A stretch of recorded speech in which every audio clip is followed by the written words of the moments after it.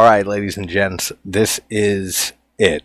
This is the mega compilation of the top horror kills and effect scenes that I've been compiling the last several months. But I did shuffle things around completely and add in a lot of stuff, just in case you did see some past episodes. But this premiere event is the night of 1,000 horror movie kills. If there are some clips and parts of this that don't have sound, it was for copyright reasons, as we definitely always want to be respectful of YouTube's copyright policies. Now, I really had to start digging into some obscure movies and genres because we were at about 700 or so kills. Through some deceptive cheats that I threw in here, but I'm still technically right, so fuck you type moments, we're over 1,000. There's a lot of people who die here. Also, there are some movies on here that are not horror films. The kills or the deaths are just so good that they had to be mentioned and shown. This is not in any particular order, but we got a bunch of kills to talk about here, so let's go. The Prowler.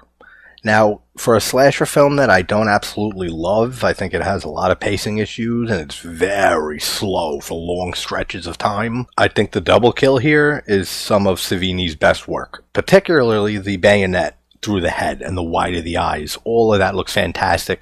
We get a riff on the psycho shower scene, but we see it all instead of having it suggested to us. One of the best double slasher kills. The Mutilator from 1984. This movie's all about the kills. I love all the kills in this. The great Mark Shostrom, and I always forget the other guy, did the effects for this, and the effects still look fantastic to this day. Especially this fishing gaff through the pussy murder here. This is absolutely insane looking, and how he tugs up on her. Oh, I couldn't imagine that pain. Tucker and Dale vs. Evil from 2010 is one of my favorite horror comedies of all time. And this scene, this death, I mean, you can't really call it a kill, and there are a few cheats throughout this whole list. It's more of a suicide, but I crack up every single time.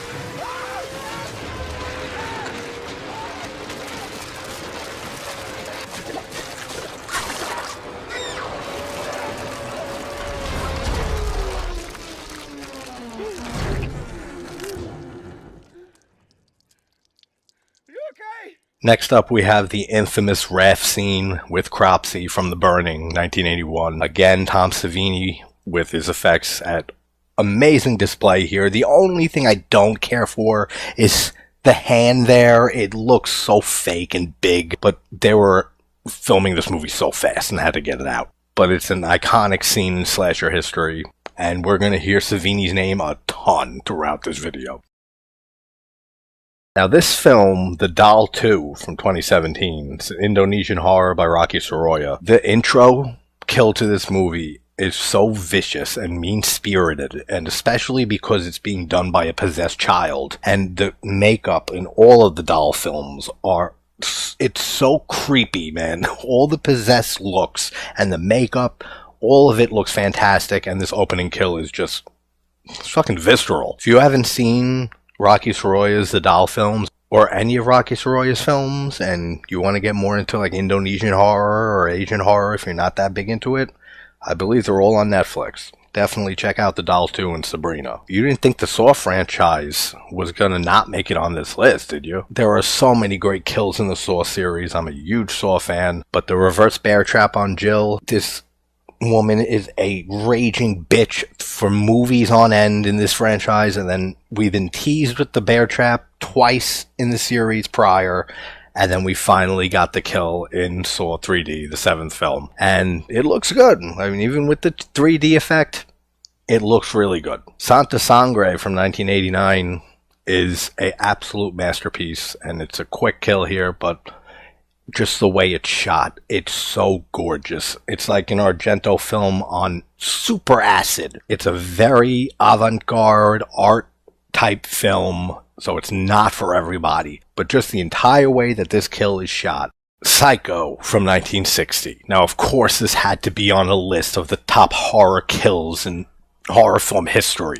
It's Psycho. It's the shower scene. We all know it. I think it was, 72 different clips or shots that were edited together, so we don't see anything. It's all pure suggestion from what we think we're seeing, and it just still holds up to this day. This film's a masterpiece, so Norman Bates had to have his appearance here. One of a few head explosions on this list, William Lustig's Maniac from 1980, with Tom Savini blowing up his own fake head, blasting it apart with a shotgun. This is one of the greatest head explosions in horror.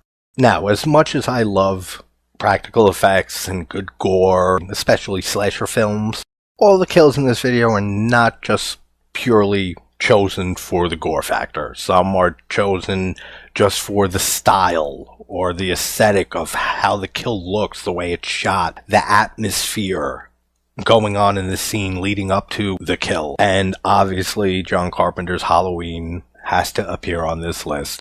So Bob's kill, it is iconic.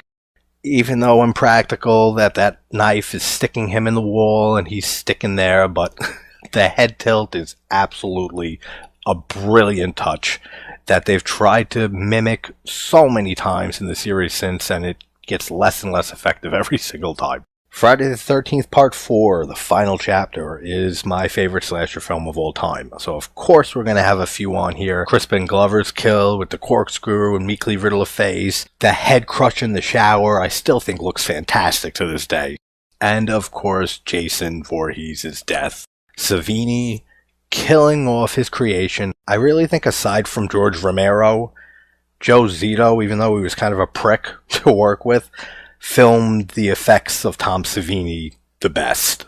This could be a hard one for some people, so just warning. The fire extinguisher to the face repeatedly until dead kill from Gaspar Noé's Irreversible. Not really horror, but there are horrific elements through all of his movies. It's an intense movie that goes in reverse chronological order, and this guy gets his face pummeled in by a fire extinguisher. Brutal kill. Friday the 13th Part 7. It's not my favorite portrayal of Jason, but it's my favorite look of Jason. And of course you have to mention the sleeping bag kill. And it was such a great decision to cut it down to just the one hit on the tree. And that's it. It's so much more effective than the multiple hits. No! Stop it!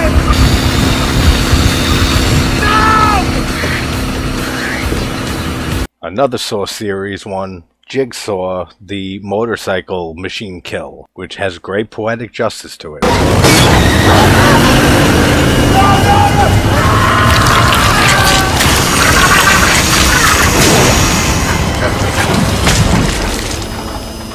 Norm! What the fuck? Frank Darabont's The Mist when Norm gets sucked outside by the tentacle creature.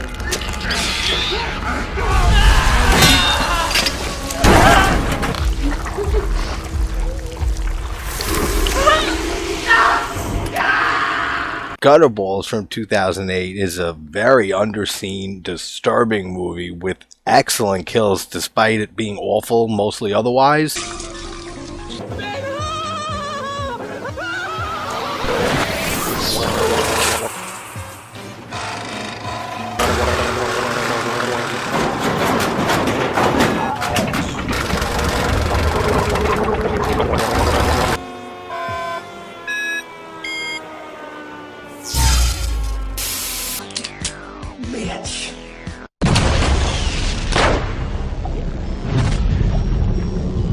I said in like the first volume I don't consider the kills in The Thing really kills, but I was thinking more of the transformations. I mean, when Copper dies here, he's human, and same with another one later.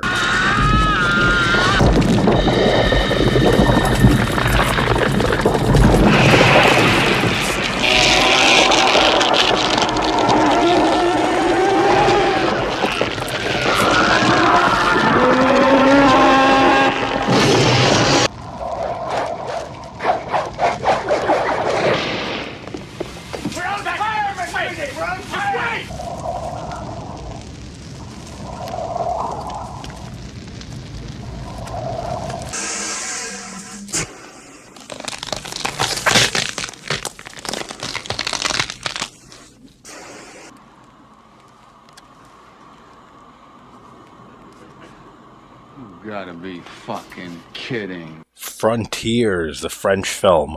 This movie is fucked up, and this whole Saw kill looks excellent. You can feel her rage and pain and everything. How she kills this guy.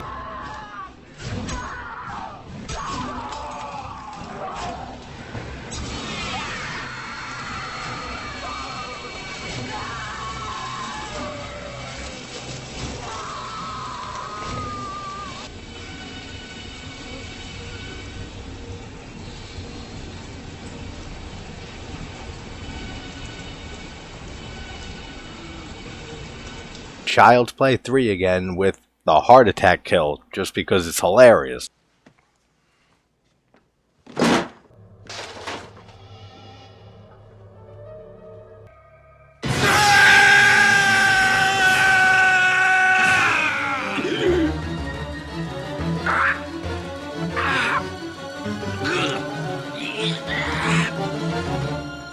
Oh, you gotta be fucking kidding me. In a Violent Nature from 2024, this has the best kill of the year, and something I've never seen before.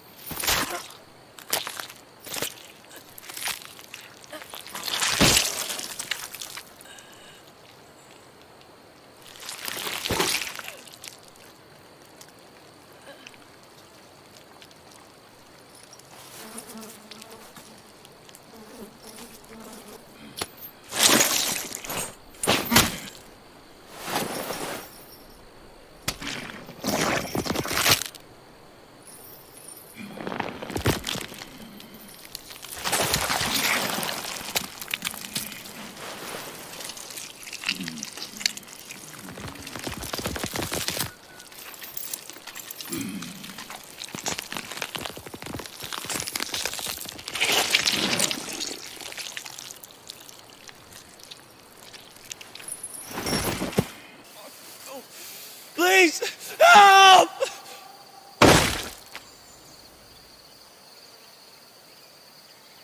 Let's throw another kill from the Saw franchise on here. This one from Saw 7 or Saw 3D. Just for the whole premise of this kill and the fact that they fight back and forth over this cheating bitch. He's fucking lying, Brad! What are you doing, you fucking asshole? I think we're breaking up with you, Tina.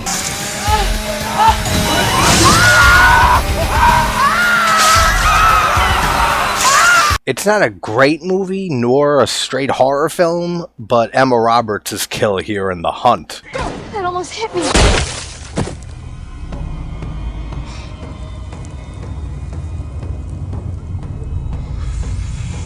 A few other cool kills from Cabin in the Woods, including the unicorn kill.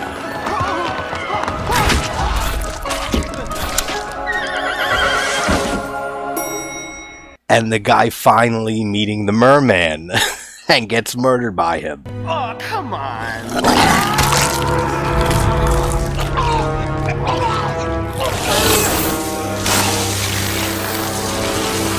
You're not so tough.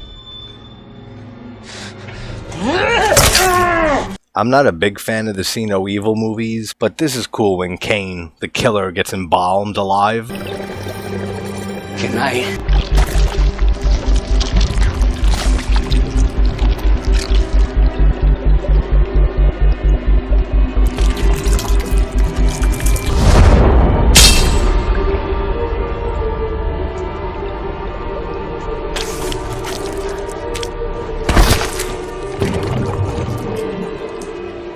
Alright, this one's on here mostly just for the effects in this scene, but this kill from Fright Night.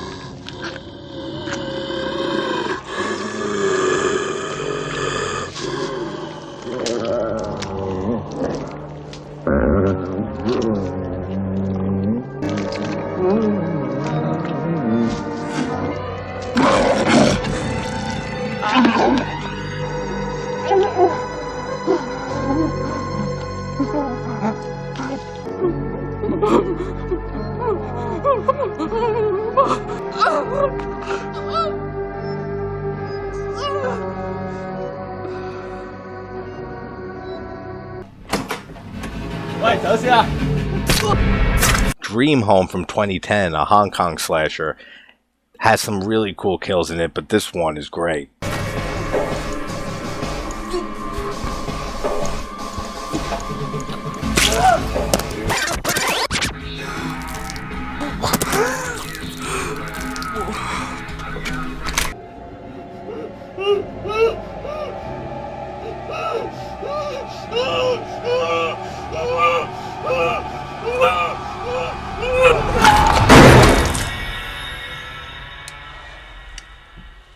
This entire scene from this year's Late Night with the Devil. Power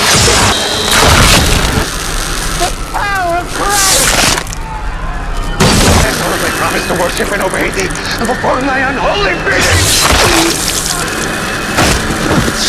Oh,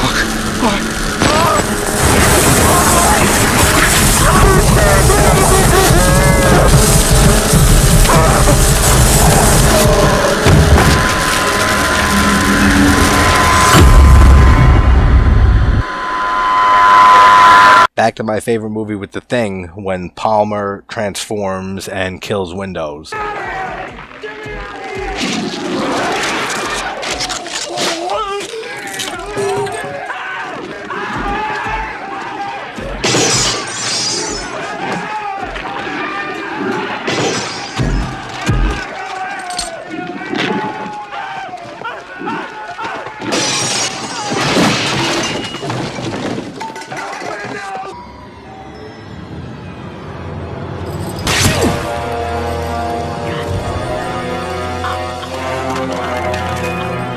Silent Night from 2012, the loose remake of Silent Night, Deadly Night. I mean, it doesn't follow the same story at all, but if a remake for you is Killer Santa Claus going around brutally murdering people, yeah, then it's a remake. But man, some of the kills in this movie are vicious. The last one, especially, it's almost hard to watch, and that almost never happens.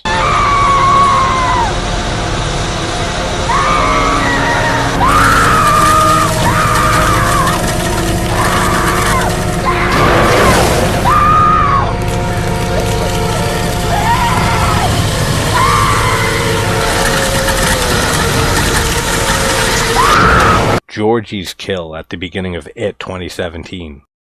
I'm actually surprised they went this far for what was heavily promoted and a pretty mainstream horror film a lot of people were going to see.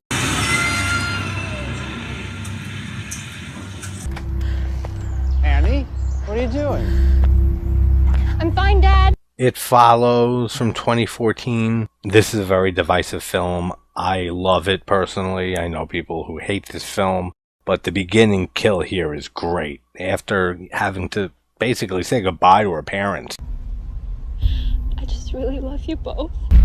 And then the next morning with the leg snapped backwards. That looks excellent, that shot. Michael.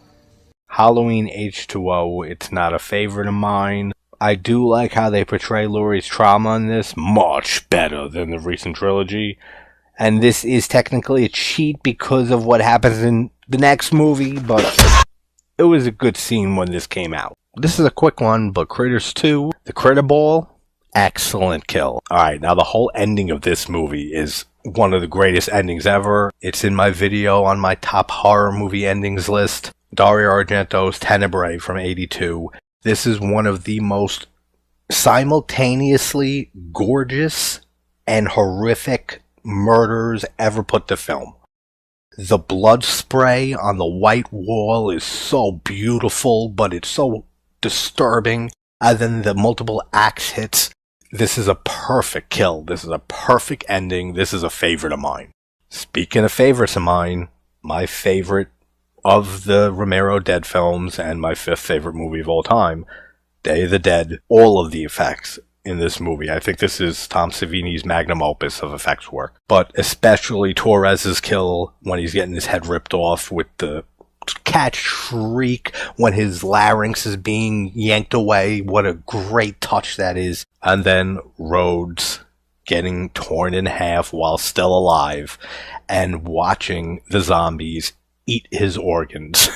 Again, these are all top tier for me, these last few. Choke on 'em. Alright, for those who aren't good with long, lingering gore, this is gonna be rough. And I don't know what you're doing watching a video called The Best Horror Kills or whatever I title this, but we gotta get into some Lucio Fulci. City of the Living Dead or Gates of Hell from 1980. The entire scene here with Father Thomas appearing and making the girl's eyes bleed and vomit up all of her insides, and just like classic Fulci and classic Italian horror in general, it lingers and it goes on and on and on, and it looks fantastic to this day. I adore this film. It is a top 10 film of mine. It is such a good kill. I think it is one of the most memorable deaths in a horror film. Speaking of Lucio Fulci, the New York Ripper, we have 2 kills from this movie. This one is an infamous one if you're a Fulci fan. The bottle to the vagina, and then the blood dripping into the bottle. And then this one, if you don't like eye trauma, don't watch this. The razor blade slitting the eyeball up close and personal. And I can't show it on here, but then he slices her nipple in half with the razor. It is sick. But like all Fulci films, it looks fantastic. Now, hanging scenes in movies don't really do much for me, but there are a few, and they're all in this video. The Omen is one of them, just for the famous line here. Look at me, Damien. It's all for you. And just the way her body crashes through the window and then swings back outside, and the fact that the children are there watching, it's really a creepy scene. And another kill from The Omen, David Warner's decapitation, which Greg Nicotero of K&B Effects owns the prosthetic head that they use in this scene to kill David Warner. I will never forget the first time I saw Dario Argento's Suspiria as maybe an early teenager, and seeing the heart get stabbed up close. I never saw anything like that in my life at that point. And it blew me away.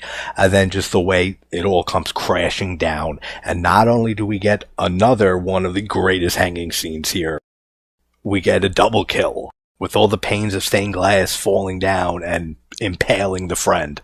Another one of the greatest double kills.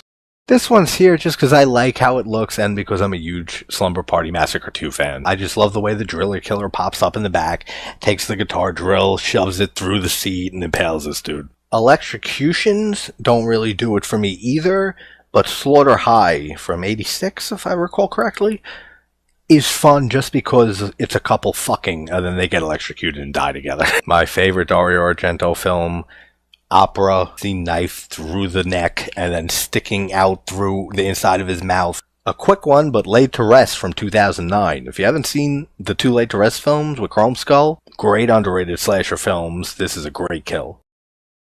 Maniac, the remake from 2012 with Elijah Wood. I always say this is one of the best remakes of all time, and some of the effects in this are just absolutely off the charts. Sleepaway Camp 2 Unhappy Campers, my favorite in the series of the 3 movies. There are only 3 movies in this franchise, but the stoners, the shit sisters, she wakes up and sees her charred remains of her sister. Say no to drugs. Great line. And then lights her ass ablaze too. I'll spare you some of the other kill in this because it's fucking disgusting every time, but Allie's kill in the outhouse when she just gets shoved down into the shit and piss and there's leeches down there. I don't know exactly how she dies, but it seems like the worst way to go. I'd take Jason cutting my head off any day. Pieces, another favorite slasher of mine. I can watch this movie 24/7 and never get sick of it. The opening kill, just, it's great to see a kid killing his mother every now and then.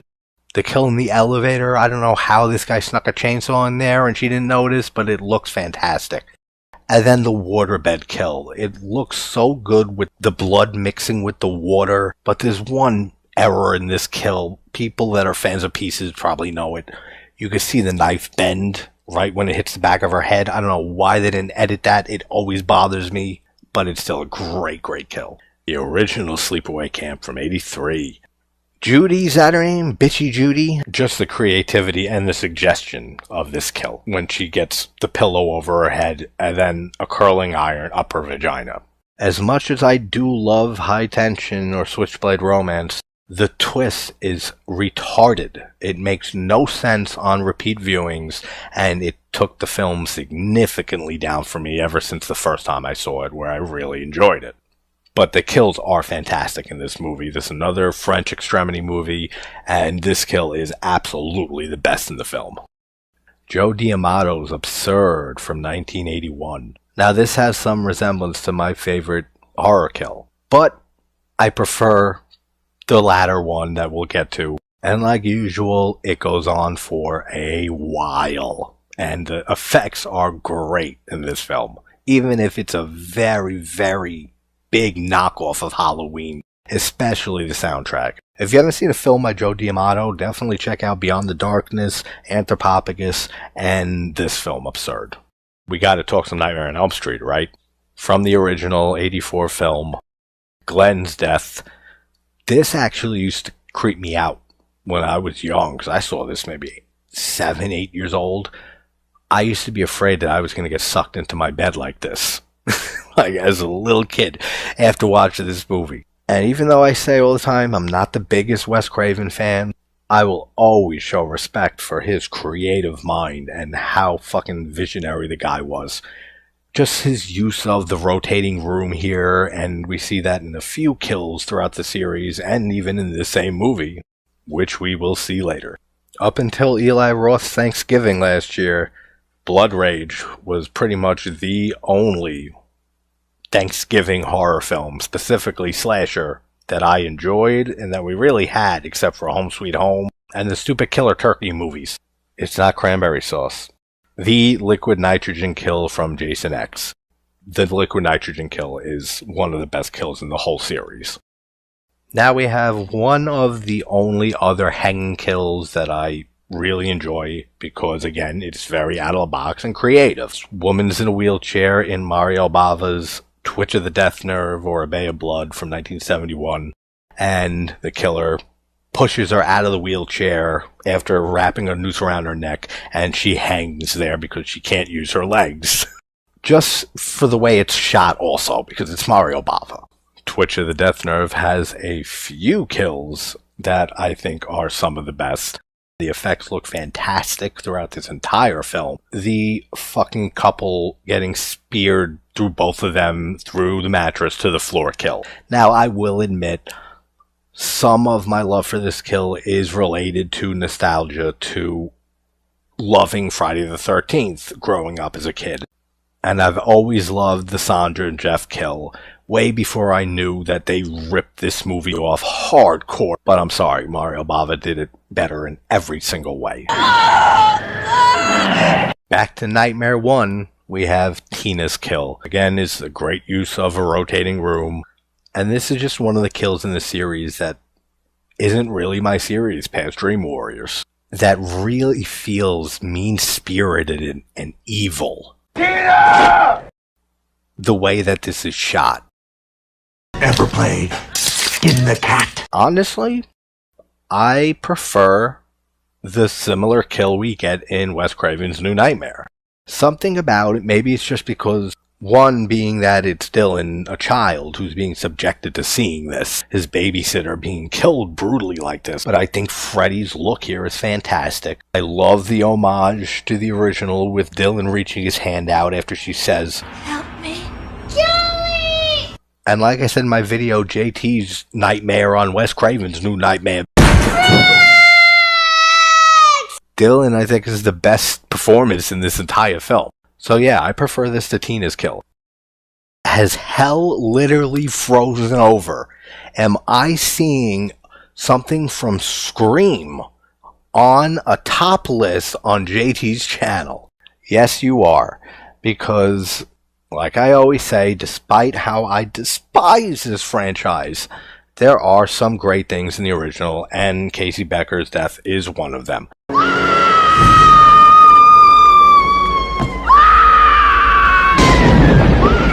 So I'll never deny that, I'll never dispute that. Had to mention it, so for you Scream fans who follow and watch often, there you fucking go. There's some credit towards that film.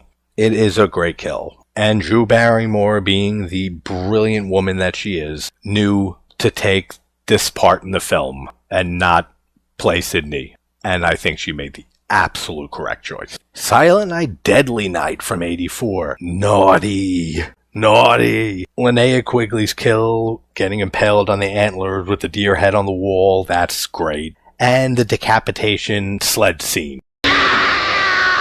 Both great kills from a great holiday horror that I watch every holiday season, but it's not a favorite slasher of mine. Now, Curtains, I think '83? It's a Canadian film, but it had two directors. It feels jarring at times and flip-flops between its tone, but it's a very good slasher film. The hag mask is terrifying. And this ice skating scene with the scythe kill. Garbage day! Huh? No! Texas Chainsaw Massacre 2 from Tobe Hooper is my favorite in the franchise, which is another franchise that is not really a big franchise that I love to death. There's not many entries I really think are great films. But the opening kill in Texas Chainsaw 2, again by the great Tom Savini, the guy getting his head split open with the chainsaw and the blood squirting out, all that looks great. Wrong Turn 2 from Joe Lynch. I just recently rewatched this a few weeks ago and totally forgot about this kill, so I had to throw this one in here. Now we had to have a Final Destination or two. 2 is my favorite, so I took from that one. I think anyone who has seen this movie has never driven directly behind a fucking logging truck again in their entire life. I'm telling you, on the drive upstate the other day, I must have passed by 8 of them, thinking of this movie the whole time. That's why this was fresh in my head. But it is a little bit of a cheat because that's a premonition and it's not really happening in reality, so that's not really a kill. So here's another kill from Final Destination 2, which I think is both terrifying and hilarious at the same time.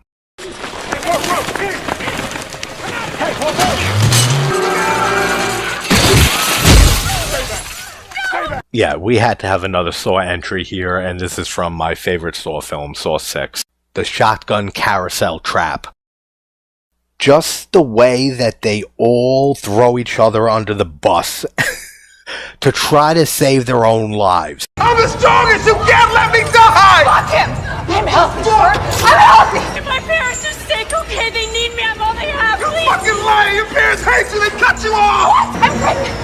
I'm pregnant! No, she's not! But it's really heartbreaking seeing Eastman have to make these decisions. And then the final guy with his lines. Look at me!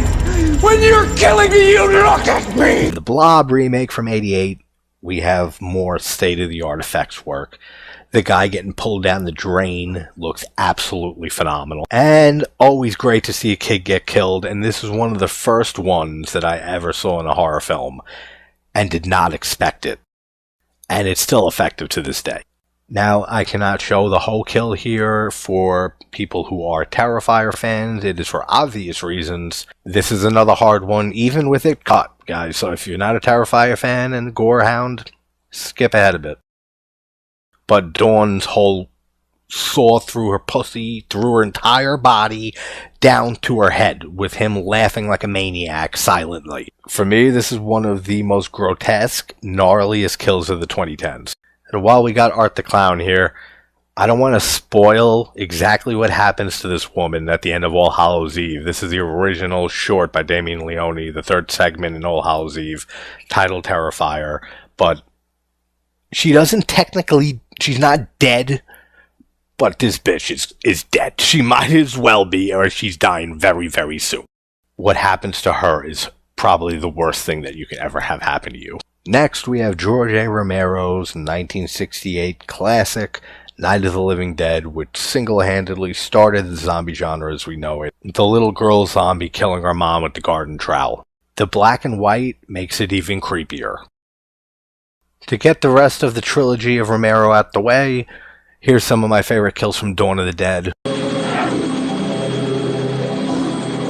The helicopter blade is a great one. The screwdriver through the ear is another great kill here. All the effects by Savini, again, just state of the art for the time. And it makes total sense because he's pulling off the effects on camera as an actor as well.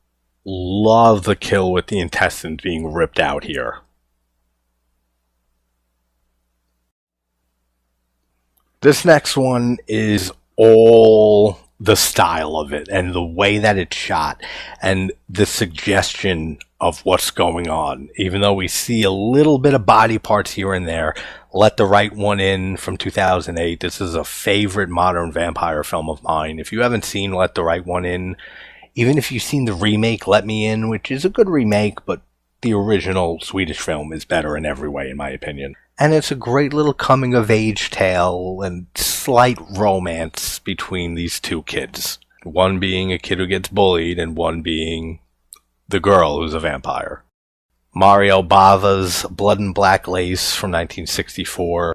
One of the first giallos, as I said in my Bava documentary. I consider The Girl Who Knew Too Much his prior giallo to be the first, but this is pretty much often cited as the first giallo, and many great kills in this, but this is a famous one. The drowning kill, then slitting a wrist, and the blood slowly dripping through the water and spreading. This was really pushing the limits of what could be shown on film in Italy in the mid-60s. Here's one that for some reason I didn't forget about, but most people do, because the rest of the movie's not great at all. Ghost Ship from the 2000s, I don't remember what year. The whole beginning, though, this whole intro scene is fantastic. And for something that's done, it looks like a lot of CGI here, a lot. But it still holds up. It still looks pretty damn good today. And then just the girl's reaction when she realizes the guy hugging her, the captain, it looks like he's decapitated halfway through his face, and she just lets out a scream. Great intro to a pretty much forgettable film. Let's talk more Lucio Fulci, shall we? The Beyond is a masterpiece. Eye trauma people, look out again. There are several great kills in this film, that being one of them. This, I think, is one of the greatest dog attacks on their owner kills in horror. Another one that will stand out is the one from Argento's Suspiria, but I think the one here in The Beyond is much more vicious, much more gory, much more Fulci, which obviously, because it's Fulci, but it really goes there, and you really see this dog viciously rip this woman apart.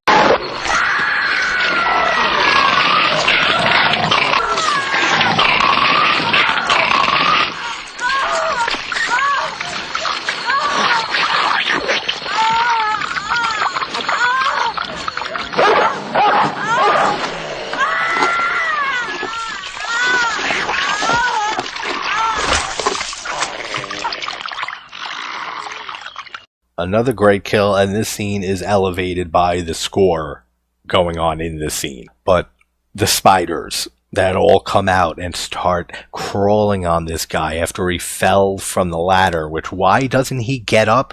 I don't know why. It's never explained. There's no reason for it unless he just hurt his back, he can't get up. That's the only thing I can think of every time I've watched this. Why doesn't this man get up? I guess he hurt himself bad. And then these spiders start eating and tearing apart his eyes and his nose. And I love the POV shots of the spider on top of his eye. And then you see it from his point of view, the bottom of the spider. Just excellent camera work in a Fulci film, like most Fulci films in his golden age. This is not technically a head explosion, it's a gunshot. But this bitch's head blows the fuck up. So I'm considering a head explosion, and it looks fantastic. It's my favorite kill in The Beyond. Speaking of head explosions, probably the master head explosion in horror, David Cronenberg's Scanners.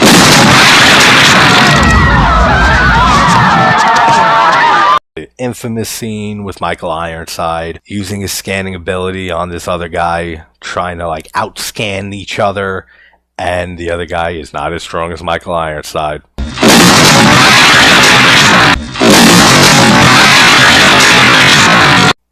Another kill, and my favorite kill from Dario Argento's Opera, No, not the gun! I want to see your face again! where Dario Nicolodi's character is shot through the peephole. It's so fucking stylish, man. Just seeing the bullet come through the peephole and the way it hits her in the eye and she flies backwards in slow motion as the bullet hits the item in the background. The name of the movie, Opera, that fits that kill perfectly. That kill is just beautiful, gruesome, and operatic looking. Alright, so full disclosure. I just wanted an excuse to throw the shunting scene in here from Brian Yuzna's Society. But technically they are feeding on that dude, so they are killing him. So this is a kill. All the effects work from Screaming Mad George is so good here. All the people and crew members that were underneath all the prosthetic and the effects, and they were moving inside of it to give it a lifelike feel and look. If you haven't seen Brian Yuzna's Society, definitely check it out. Bet you didn't expect to see a kill from Joe Dante's Gremlins on this list, but this shit is too hysterical every single time. Have you had fun watching eyes getting gouged out and poked in and all that stuff? Here's some more Lucio Fulci for you, with Zombie from 1979, or Zombie 2, or Zombie Flesh Eaters. There are quite some titles. The Splinter of Wood kill, which, again, classic Fulci, extends the shit out of this kill as you see this woman get pulled by a zombie towards this splinter of wood, and in graphic detail see it go right into her eyeball, then snap the splinter off in her eyeball. This is like a mass kill right here, but it's one of my favorite scenes of the 2010s, from Cabin in the Woods, 2010.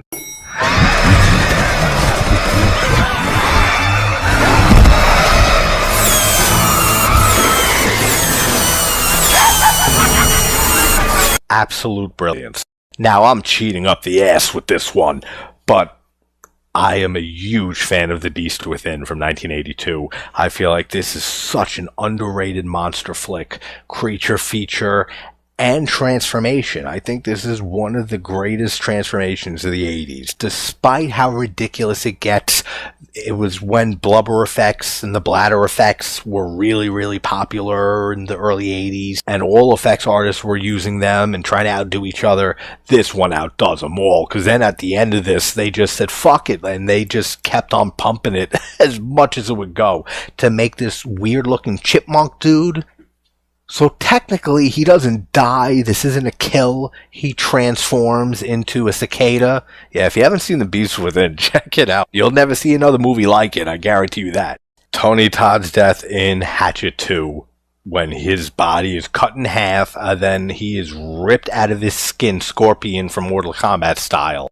Martyrs from 2008, another French extremity film. The whole intro scene is brutal. I don't want to spoil too much with this movie if you haven't seen it. I did a video on it. If you have, check it out if you're interested. If not, check out Martyrs if you can stomach it. We got another Nightmare on Elm Street entry here with Dream Warriors Part 3. Phil's human marionette kill. This is another one that really disturbed me as a young viewer. Just, you could feel your veins being tugged while watching this guy walk around like a puppet. It really is effective, and it still looks great to this day. Then having Freddy be up in the sky to slice the strings and have him fall to his death is just the icing on top. Victor Crowley, Felissa Rose's kill. This is another hard one, so be careful. 911, what's your emergency?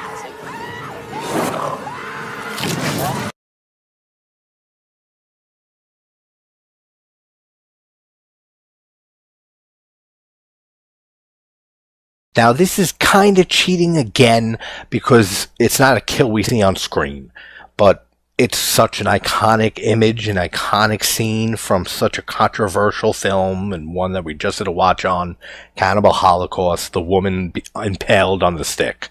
Here's another Nightmare on Elm Street series kill, the cockroach kill from Part 4. It was Screaming Mad George, right, who did the effects on this? I could be wrong, I'm pretty sure. what a creative kill. And the use of forced perspective to make it look like she's in the cockroach trap, all of that is filmed and shot really, really well. Now, these are getting into some of my favorites, and this kill is one of my favorite kills where you don't see anything and everything is suggested. Tourist Trap from 1979, where we see the killer Davey with the mask, and he's putting the plaster on the girl Tina that he picked up at the gas station on the highway. And all of the tension in this scene, and it's so unsettling. It's somebody with anxiety problems most of my life. Having something described to you, it's like when somebody says you're going to feel this or you're feeling this right now, you start to feel it. So when he starts telling her, like, I'm going to seal over your eyes, you'll never see again, all his creepy dialogue here. You panic as I seal the lips. Your world is dark. It's getting hard to breathe, isn't it? Then says her heart will burst from fright. The use of sound is fantastic in this film.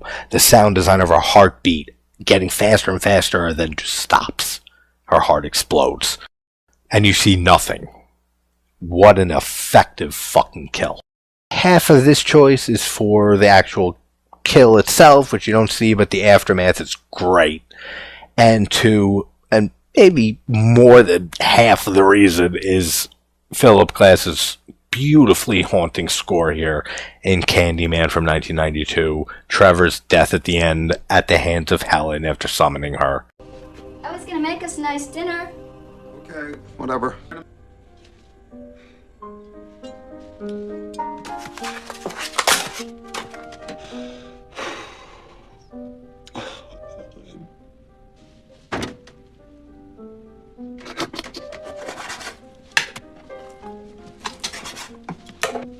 Oh, Helen. Helen.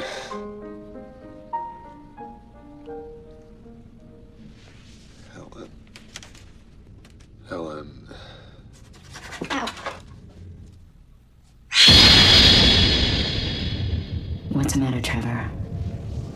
Scared of something?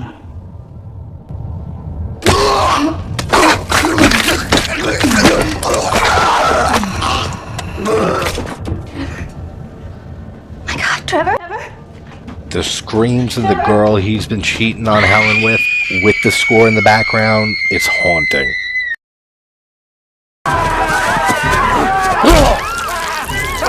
One of my favorite kills, and my favorite double kill in a horror movie. Then the jaw rip on the woman, man, is so good. The effects work looks fantastic. And we have Intruder from 1989. I love all the kills in this movie. This one is fantastic. You don't see a garbage compactor kill often at all. And yeah, it could, you know, it's a dummy, of course, but it still looks good for an 80s slasher to this day. And it was doing a lot more graphic kills than most slashers of the 80s, especially by 89 in the late 80s. But the bandsaw kill here is my favorite kill in a horror film. Favorite kill right here. Just the guy screams leading up to it, and then just the way it looks and the way his head splits apart. And then later on, the main girl finds the head put back together crooked, so the nose is out of alignment with the mouth. My favorite horror kill. Where am I?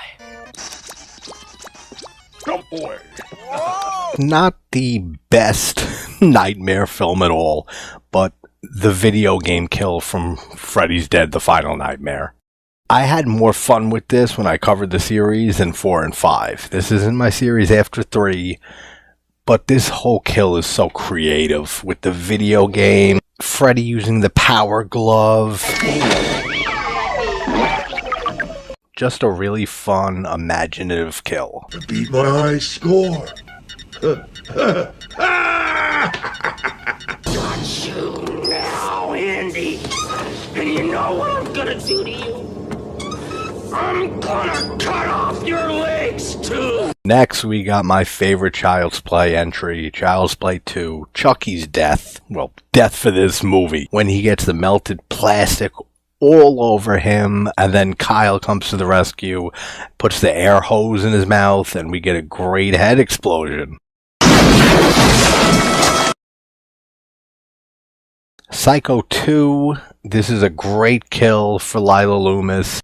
This is one of the greatest sequels ever made for me. And Mrs. Spool's death by Norman at the end of it is another great kill with that great body twitching effect. Joe D'Amato's Anthropophagus from 1980. This is a sick film for those who haven't seen it. The first opening kill's great, and the infamous scene here where the Grim Reaper, as he's dubbed, George Eastman in this movie, rips out the unborn baby from this woman and takes a bite out of it. Disturbing movie, great D'Amato film. Give me that. Sure, how do you want it? Broken leg? Back to Child's Play with the original, the whole death of John. So long, John. Now, of course, we gotta have the Texas Chainsaw Massacre from '74 on here.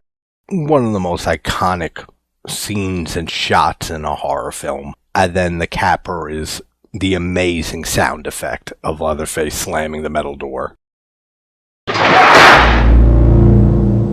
He was deceased, but he was my son. Dario Argento's Phenomena from '85 with Jennifer Connelly. Daria Nicolodi, I always say, is so underrated as a scream queen in horror, as an actress, and she plays crazy fucking amazingly in Phenomena. And I can't think of many other movies where a chimpanzee kills somebody in a movie. Slasher style. Next, we got the first Friday entry for this video, and I use some of the uncut kills in some of the Friday entries here, the ones that I prefer uncut, but we got Mark's kill here, which is great, and we have Jeff and Sandra's kill, which I say all the time, is ripped straight from Mario Bava's Twitch of the Death Nerve, even more so when you see the uncut kill here. But I saw that kill first before I knew who Mario Bava was. So I have a ton of nostalgia for Jeff and Sandra's kill. You're really out of line. Friday the 13th Part 5. I think this is the last Friday film that I had to include some from, except for Manhattan. That's the only film I haven't thrown one in yet. And I have two in mind that will make the final cut. Mommy! Ellen! The Children from 1980 this time.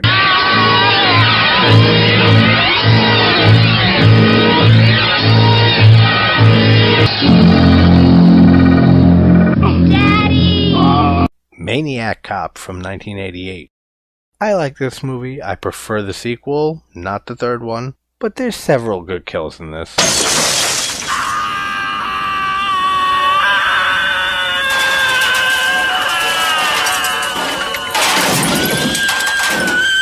Won't Open Till Christmas from 1984, British slasher.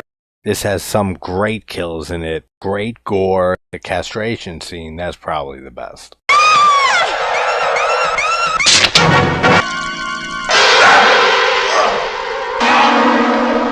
American Psycho. This movie is a favorite movie of my sister's. Hey, Paul! I don't hold it as high up as most people do, but this whole kill scene, and Huey Lewis in the news playing in the background, hip to be a square. This is just an iconic scene in cinema. Once, in a time before time, God breathed life into the universe, and the light gave birth to angels, and the earth gave birth to man, and the fire gave birth to the jinn.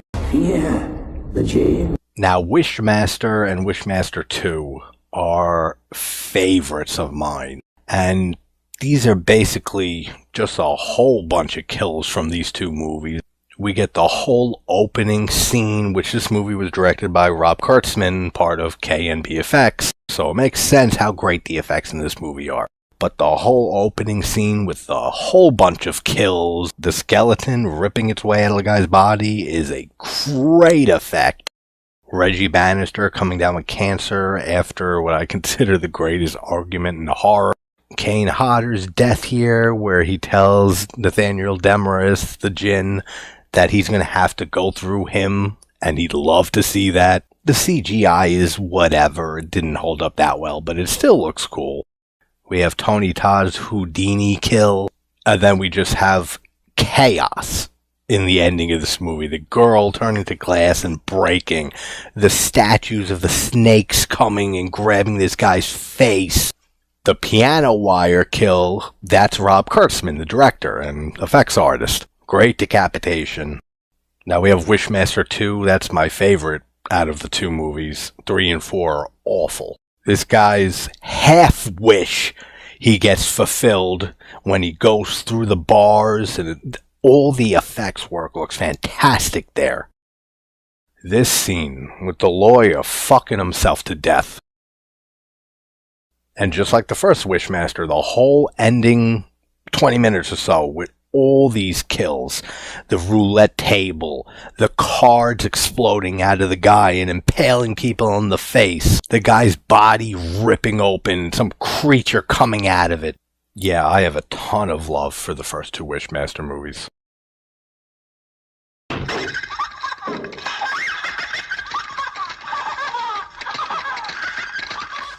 Next we have another Dario Argento film. This is my favorite pure giallo film, with Deep Red or Profondo Rosso from 1975. That doll is so fucking creepy. And then the knife just going through his neck and pinning him to the desk. This whole scene is brilliant. Tales from the Dark Side, the movie from 1990. Now, we just did a Creepshow and Tales from the Dark Side double feature watch along and 1,000 subscriber celebration. Near the Tales from the Dark Side part, it was me and Ginger Ninja, and man, we were just loving this rewatch. But the whole kill here, putting the flowers into Julianne Moore's back, is a great kill. Friday the 13th, part 6. Jason Lives. Quiet. This has 2 kills, even though this movie was so heavily cut. The triple decapitation and Court's kill in the RV. Hostel 2. It is brutal. With this sick bitch slashing this poor woman hanging above her and then bathing in her blood. Texas Chainsaw Massacre Remake 03. The suicide of the hitchhiker. I love the shot where it pans out from the hole in her head. Then we have the sad scene where Jessica Biel's character has to kill her boyfriend, put him out of his misery. Really good performance by her. And we have Morgan's kill with the chainsaw up between the legs. Great stuff here also. The Prowler. Now, for a slasher that I don't hold as high up as a lot of slasher fans, I feel it has a lot of pacing issues. But this movie has excellent kills. 2 of them were in the first video. The pool scene here is some of Savini's best effects work in a slasher, I would say. And then we get another great horror head explosion. Inside from 2007. Great extreme French film. 2 of the deaths in this movie are particularly brutal. One where she accidentally kills her mom, and the blood spray on the wall is straight out of Tenebrae from Argento. Really cool homage. And then we get the gunshot that blows this fucker's head apart. That looks fantastic. Cube 0 has that great quick death with the acid melting this guy's skin away. And Cube 2, while not the best film, I have fun with it. And I loved it's not really a kill, but the death scene where you see the 2 people making out and then time accelerates and they're just corpses floating in the room. Dario Argento again with Inferno from 1980. There's a lot of great kills in this, but particularly these 2 I love. The window kill when the witch slams the window down on this woman's neck. And then the almost decapitation we get here of the guy who's a douchebag to cats. I did the best I could. I'm sorry. The Hills Have Eyes remake from 2006. When this guy blows his head off, we get this great kill here with the American flag impaling the guy through the throat and the axe hit to his head.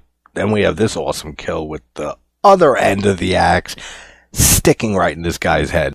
Silent Hill. I'm surprised I remembered this, but this skin rip by Pyramid Head looks great to this day. Another Tales from the Dark Side segment. I have always been blown away by the practical effects in the second segment. All of this, and this is K&B doing the effects here, the cat going into his mouth and basically making it all the way down his throat into his stomach. And the next morning, the owner of the house, the crazy old dude who hired this hitman to kill this cat, sees the cat explode back out of this guy's mouth. Oh, all the effects look fantastic here. And then the old dude just dies from a heart attack. Back to Argento's Deep Red, the ending, when we get the death of the killer. Excellent decapitation. The effects look really good.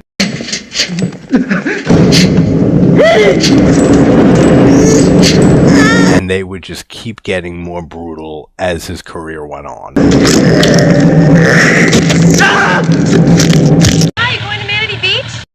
Now here's a movie that only hardcore slasher fans will know, but Nightmare Beach, or Welcome to Spring Break as it's also called.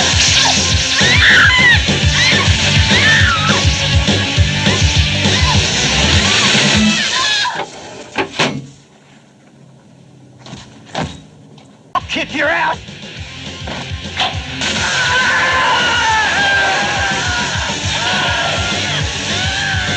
Just for that brilliant idea, these kills make this list. Lucio Fulci's House by the Cemetery, another masterpiece from Fulci. The opening kill here is iconic. The knife right through the back of the head and out the mouth.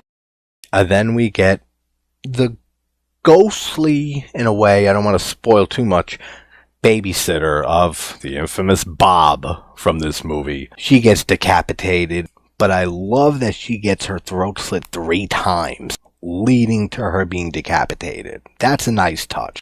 Now we have another masterpiece here, The Exorcist 3. This is one of the greatest jump scares of all time. Most people should know this.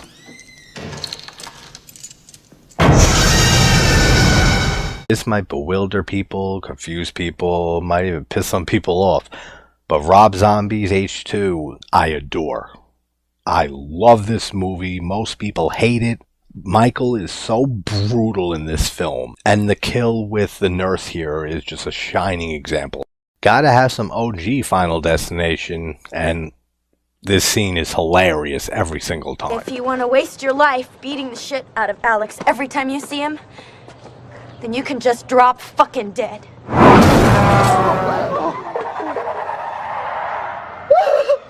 Hell yeah, let's do more Final Destination. This is another hilarious death. The tanning bed. Just like the log truck did in Final Destination 2, and made people never drive behind one of those fucking trucks ever again. This made a lot of people not want to get into a tanning bed again. And it's not in this clip, but I love how the end of this scene has a top-down shot of both tanning beds as they're burning, then it smash cuts to their coffins. That's a hilarious end to this kill. The original Friday the 13th. Tom Savini with his excellent groundbreaking effects. Kevin Bacon's kill here is my favorite kill in this movie, and Marcy's kill is pretty much a close second. And then, of course, we have Pamela Voorhees getting decapitated by Alice. The only thing is the man hands that they used. Wrong Turn, the original from 2003. But this is a great kill, my favorite kill in the original. Black Sunday from Mario Bava. Now, this is kind of a cheat because she comes back, but it's such an infamous opening scene to a movie. This is, like I always say, one of the most important horror films of all time. And for 1960, this is a brutal kill for them. And I love the design of the mask. This is the film that launched Barbara Steele's career as a horror icon. Next, we got the original Evil Dead. This whole scene of him hacking up his girlfriend after she turns into a deadite.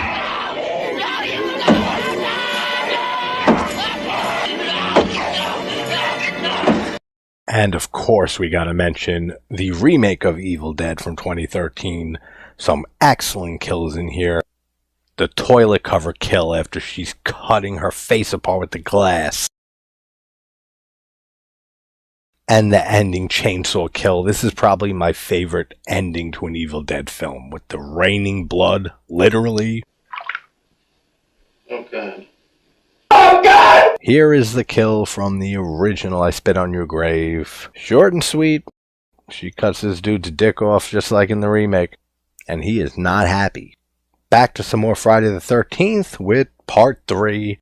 The handstand kill is excellent.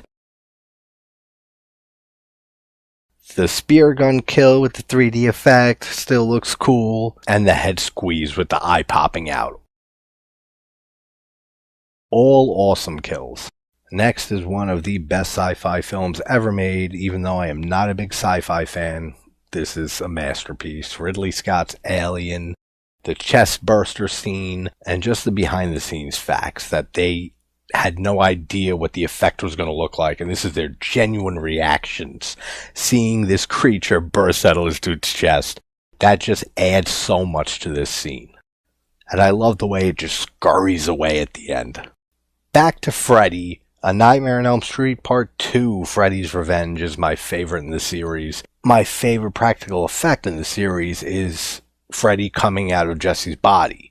Unfortunately, that's technically not a kill, but Grady's kill here is a great follow-up to Freddy ripping out of Jesse. Next, we got some more Terrifier stuff, so these are pretty brutal, guys. If you're not a big gore hound, you might want to skip these.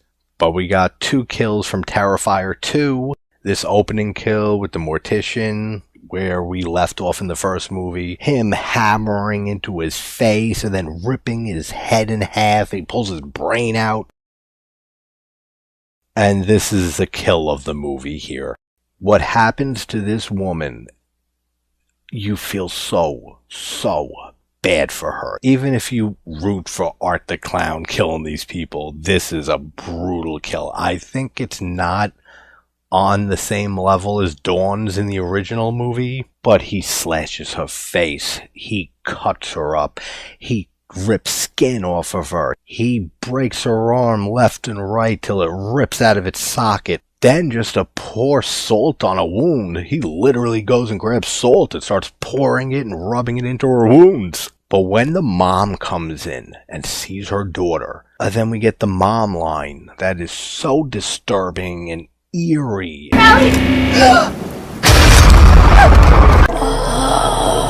Excellent kill, but like I said, not on the level of Dawn's from the first film. Can I ask you something?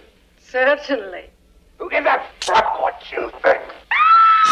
Next, we got another iconic scene in horror. Nightmare on Elm Street 3, The Dream Warriors.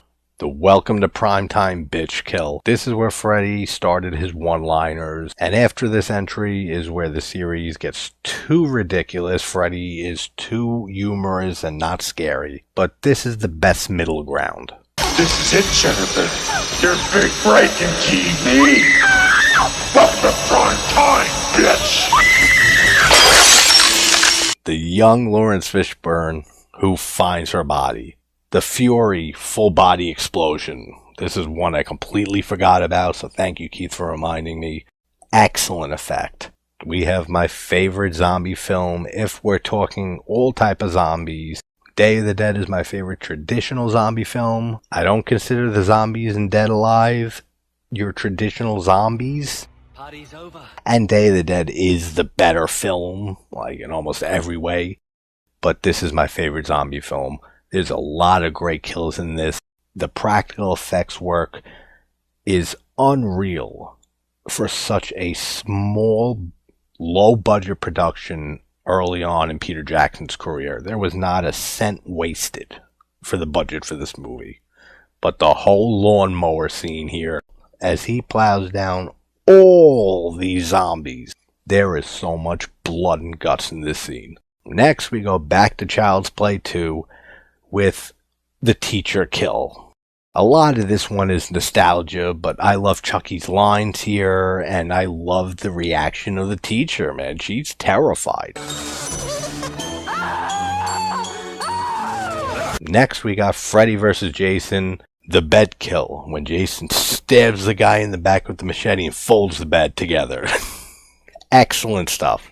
Back to Happy Birthday to Me. This is another film that I love, but I completely forgot about this movie, and thank you again, Keith, for bringing this one up. We have the motorcycle kill in here that's fun, and we have the really fun kill with the weights. Even though this guy could have easily just dropped the weights behind him, I don't know why he lets them crush him to death. Hey, you want a beer?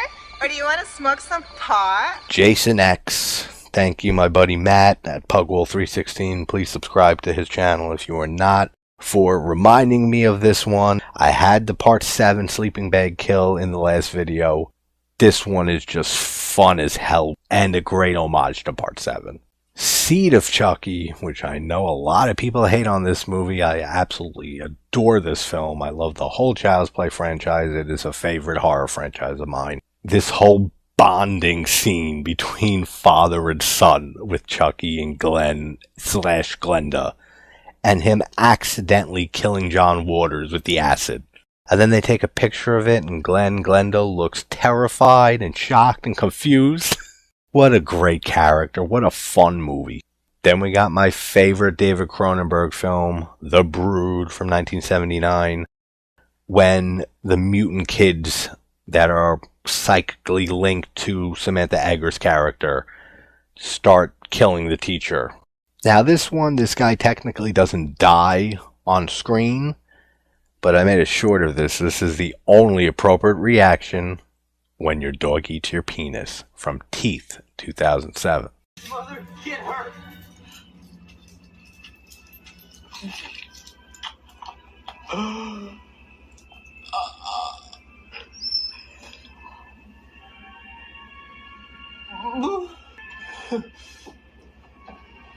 Drop it.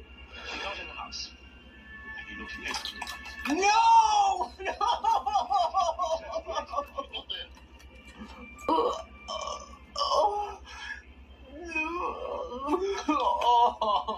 And I'm sure this fucker died not soon after this. Or blew his brains out, because why you want to live like that? This one's pretty much just a joke. But how could you not talk the Wicker Man remake and the bee scene? And you're doing it for nothing! Killing me won't bring back your goddamn honey! But I know it will. Oh, no, not the bees! Not the bees! Ah! Oh, my eyes! My eyes! Ah! It's Nicolas Cage. He's a legend. Next, we have Ari Aster's debut, Hereditary, from 2018. Charlie's decapitation in the car is a very disturbing scene, very effective, just because of the fact that she's a child. And this is one of the worst ways to go. And her brother's reaction, that he knows what happened. He doesn't even want to look back, because he knows. And he's so shocked, he just goes and lays down in bed when he gets home. And then Toni Collette's performance in this whole film. But when she starts breaking down and cry, just want to die, it sends chills down my spine. Toni Collette is a national treasure.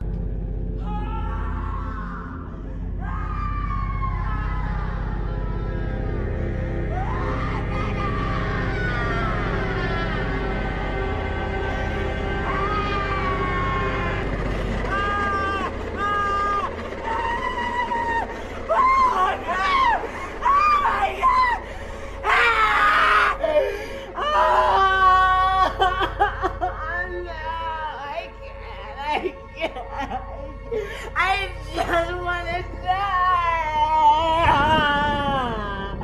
No! Oh, God. Oh, God. And there's still one. I just need to die. Oh! And then we get the ending with Annie's kill as she takes the piano wire and starts going back and forth, severing her neck. The sound design is fantastic. And I'm sorry, some people don't care for this movie, some people think it was overhyped. I think this film's a masterpiece. Happy Birthday to Me from 1981, the infamous shish kebab through the mouth kill. This is a fun movie, fun slasher, even if the ending is a little ridiculous. My Bloody Valentine from 81. I'm not the biggest fan of this movie compared to a lot of other slasher fans who hold this as a favorite of theirs. And a lot of that has to do with how slashed this movie was. The kills were heavily cut, but these are the uncut ones that were released years later, and they are glorious. The pickaxe through the bottom of the guy's face and out through his eye looks splendid. And the girl's head being impaled on the pipe is another good kill. Next, we got Creepshow from 1982. Some more state-of-the-art effects work from Tom Savini. The ending of Father's Day with the head on the tray is great. A few kills from the crate are some of my favorite effects in this whole movie.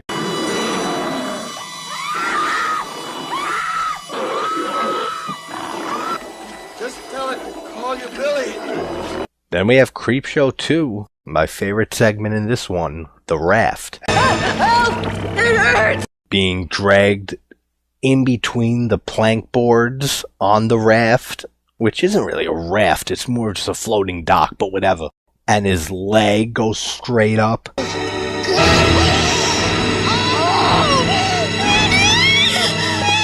And then the girl's kill with all the stuff of whatever the hell it is that's in this water. Probably my favorite kill in all the Creepshow segments. Next, we have Jerry O'Connell's death in Piranha 3D from 2010. They took my penis! They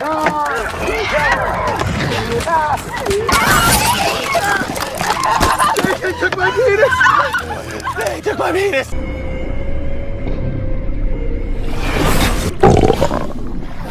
Piranha 3 Double D. And the death of the little ginger moron.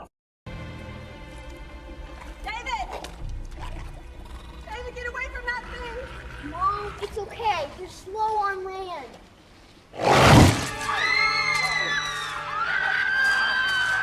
Little ginger moron. We're going to pull together and we're going to find a way to get out of here. First, we're going to seal off this movie. 1987's Don't Panic, which is a Mexican horror film. There's a Ouija board involved and it has this really good kill.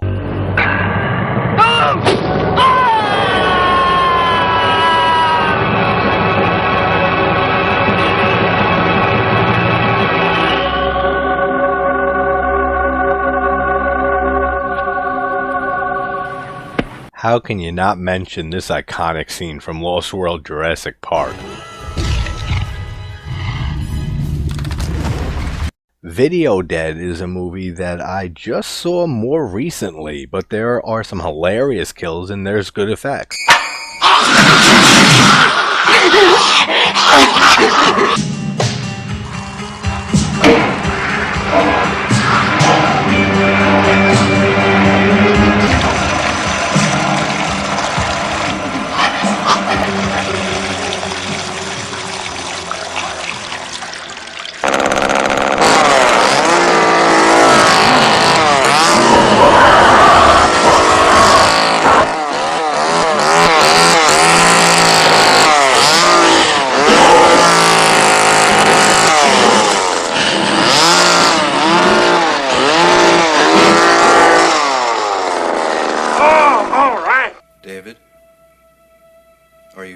Witchboard from 86. It's not that great, but it has this cool kill.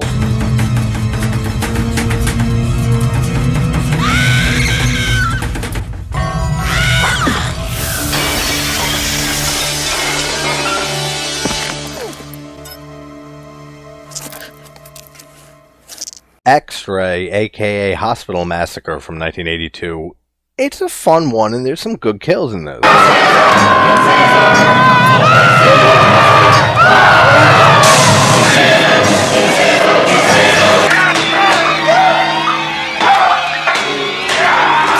And I usually hate movies set in hospitals, but this is one I can deal with.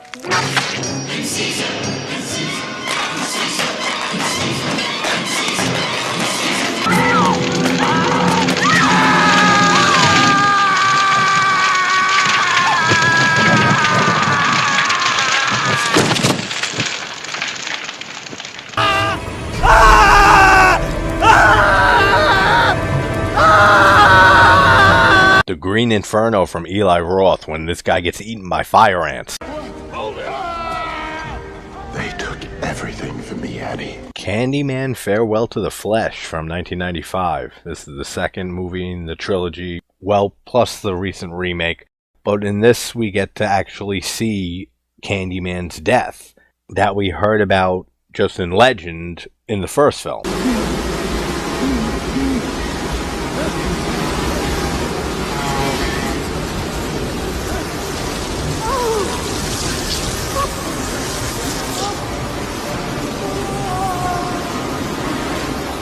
I'm not a huge Del Toro fan, but this is pretty brutal from Pan's Labyrinth.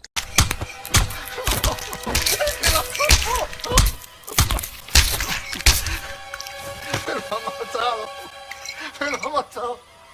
Asesino. Hijo de puta.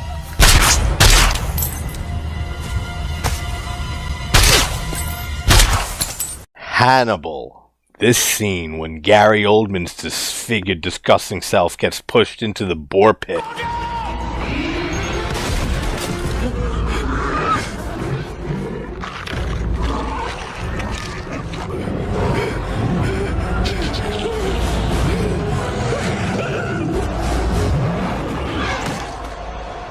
Mirrors from 2008. I totally forgot about this movie, but there are two great kills in here.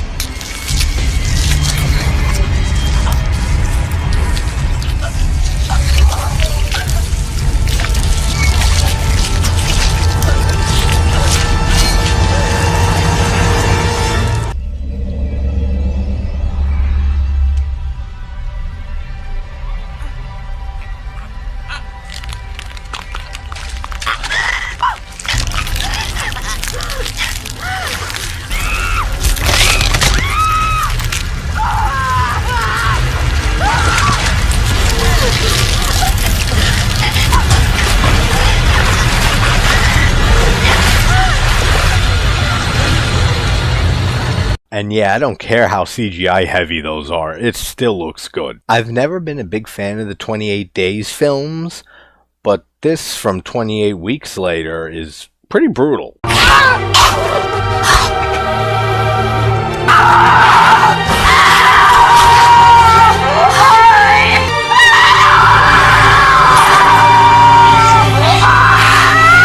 Maybe it's time to finally rewatch those two movies because those effects look really good. And this kill from Sissy is awesome. I cheated once with The Beast Within, but this is actually a kill. A gun. Give me a gun. He's coming through, I know it. For God's sake, give me a gun! I love the way he rips through that concrete wall in the police station and just decapitates him. Yeah, if you haven't seen The Beast Within from '82, please go watch it. I plug that movie whenever I can. It's such an underrated creature feature. This Hemsworth kill in Cabin in the Woods, because it is just hysterical.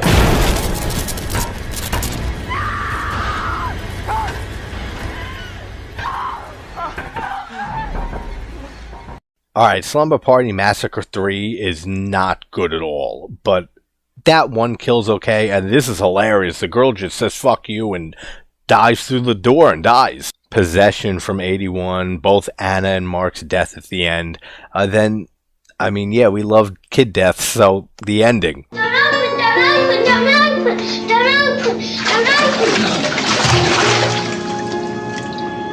Suspiria from '77. Sarah's kill when she, for some reason, jumps into this pit of razor blades.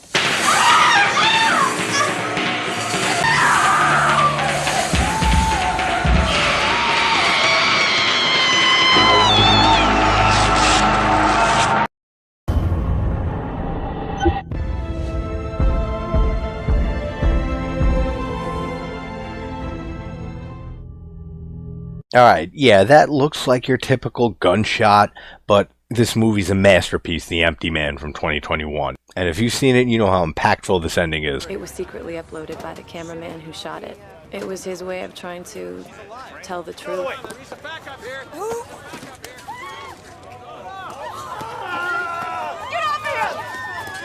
So we've already had a bunch of the original Romero's Dead trilogy kills in this list. I really like Diary of the Dead, and there's some cool stuff in here, even if it's just gunshots. Oh my god. What's wrong with him? He's dead. That's what's wrong with him.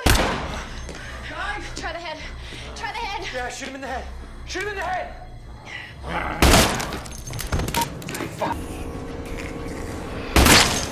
Yeah, if you haven't seen Diary of the Dead in a while, give it another go.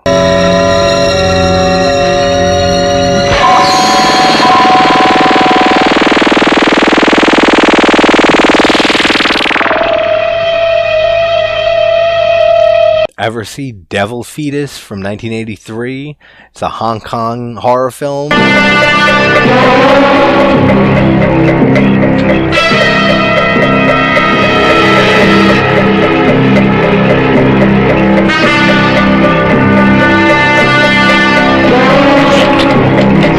There are kills in this movie, but I couldn't find any scenes on YouTube, and so I just left you with an acid trip and make you wonder what the hell this is.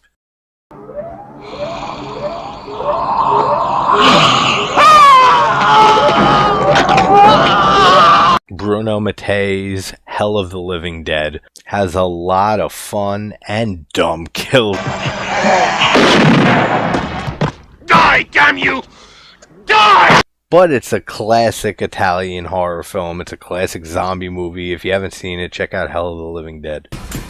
Sheriff, I think she croaked. Son of a bitch. As much as I despise this movie, this is a good kill.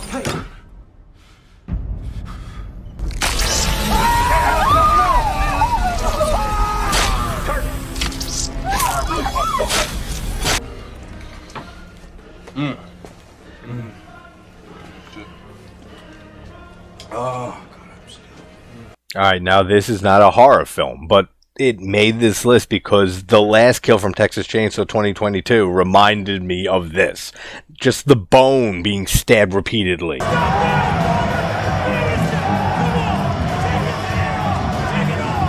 And Law Abiding Citizen is such an excellent film. Here's another kill from it. Wait, you gonna take that? After all the grief you've given me over cell phone? Well, that's one of the benefits of being a judge, Mr. Rice. I can pretty much do whatever I want. Hello? Oh my god.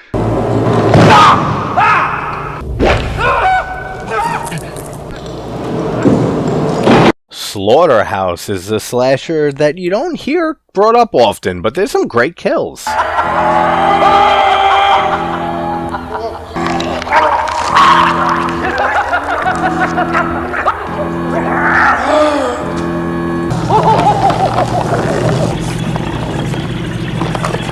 If you haven't seen Slaughterhouse, check it out. Madman from 81, I've never been a big fan of, but there is some cool stuff. This trunk kill is hilarious.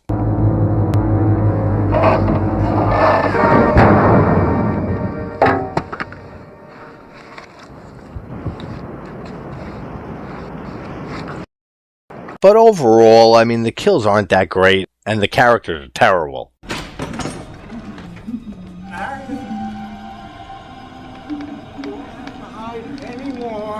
Dead Silence from 2007 from James Wan, the man who puts a doll or a ventriloquist dummy in every fucking movie of his.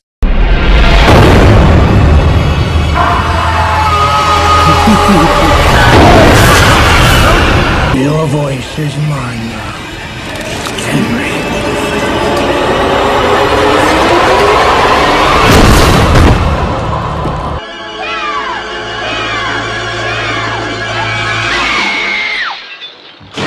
I've never been a big fan of Prom Night, but this is the kill that starts the movie off, and it's a kid, so it's effective.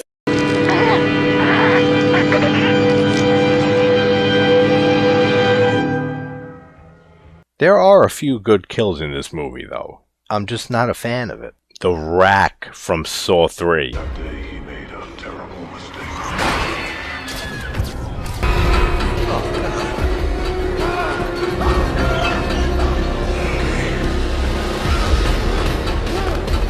This is another favorite trap in the series, and I adore this series.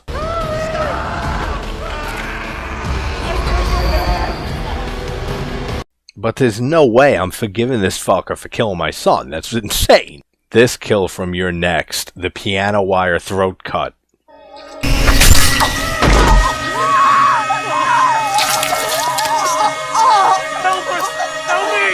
And thank God my darling Barbara Crampton kills it here.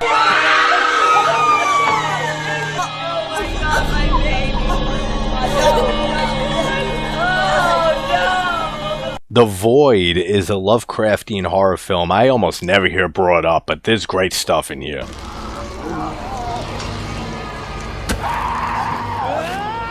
You are the only chance she has.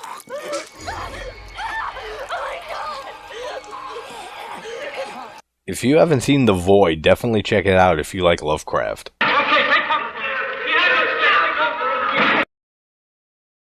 Now, up there, your husband downstairs.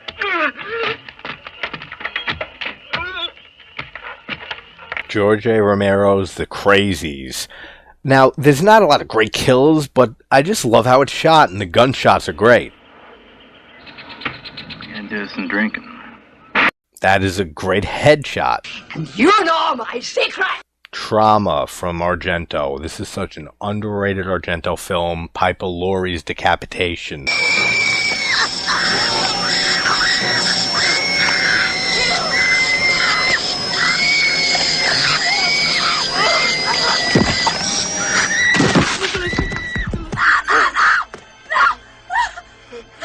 Guess the automatic sighting works. Yeah. Thought I was about to sprawl. Run. What do you mean? I mean, run. Yeah, not horror, but it's the fucking Jackal. Hold out that pack of cigarettes! How do you not love this scene?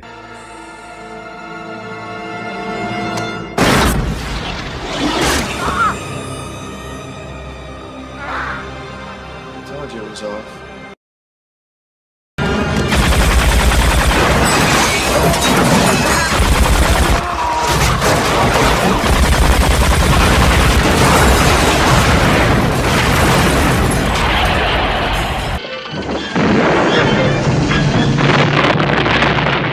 Humanoids from the Deep is one insane movie.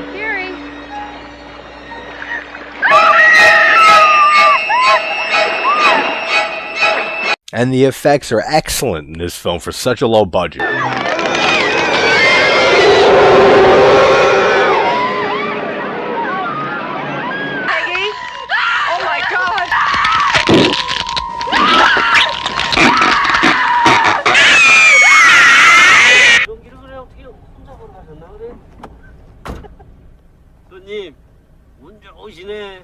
I Saw the Devil. If you guys haven't seen this movie, definitely check it out.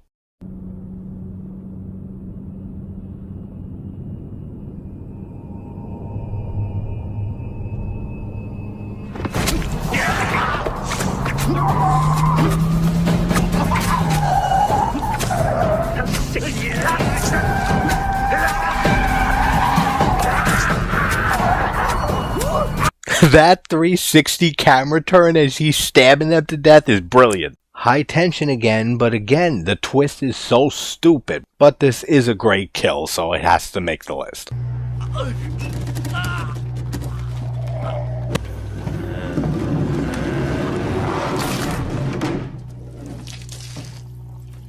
Jaws, when this little bastard kid gets eaten.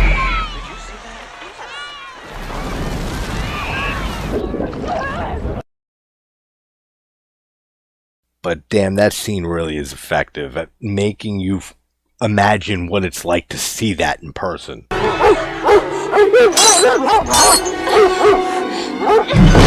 Urban Legend, The Final Cut.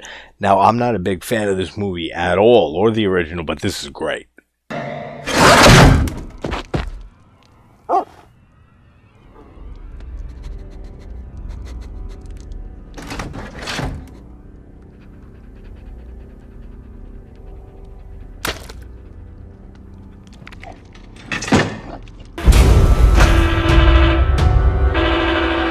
This bitch is so creepy from Scary Movies to Tell in the Dark.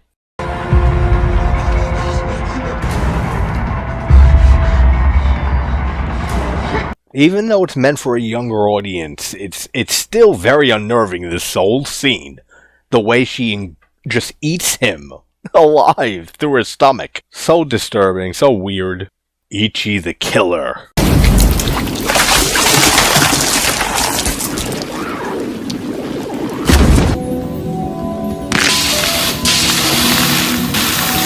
Takashi Miike's insanely gory masterpiece.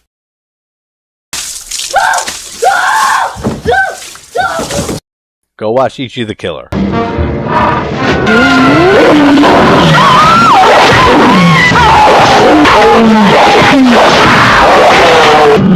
Grizzly from 1970 something? It is such a great Killer Bear movie.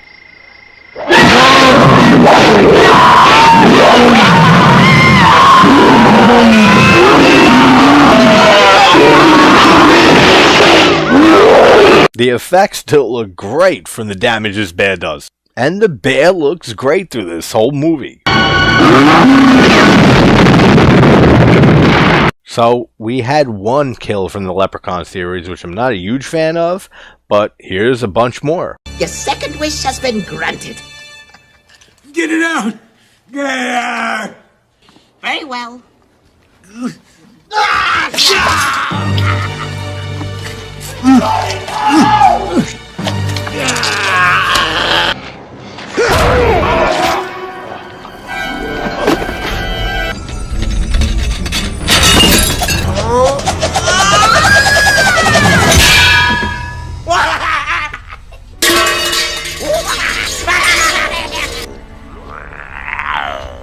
Well, thank you. Thank you very much. Hey, man, you do that pretty good. Next time, make sure you get paid for it. Hey, man, see you on the flip side.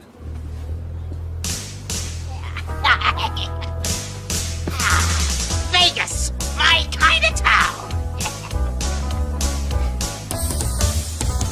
Deadly Friend is a fun-ass movie from the 80s I haven't seen in forever, but I'll never forget this kill.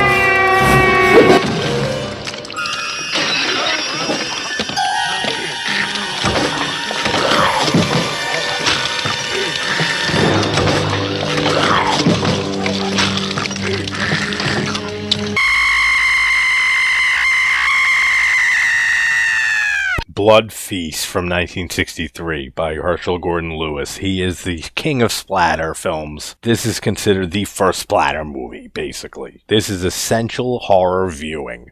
Just for the levels of gore and insane stuff that he made in 63. This is 3 years after Psycho. All the gore still looks great in this.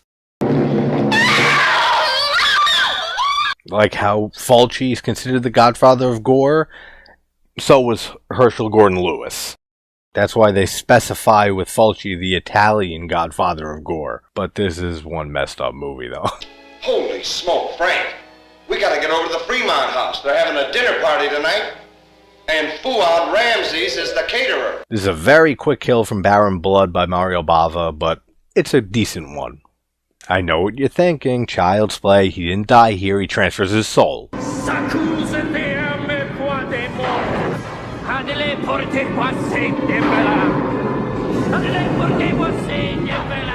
But this scene is iconic because this is the death of Charles Lee Ray. So that's why this is on here.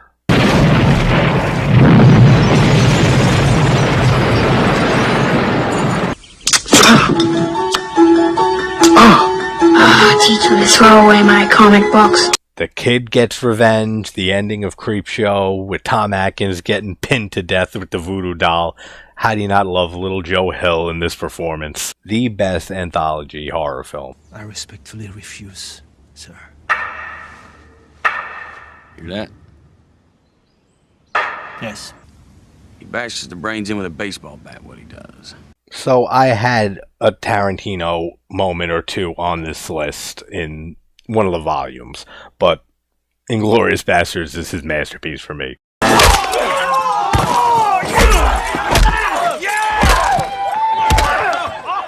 Teddy fucking Williams! boxing out of the park, Fenway Park, on his feet for Teddy. Fucking ball game. He went yard on that one onto fucking Lansdowne Street. You. Oui, Shoshana.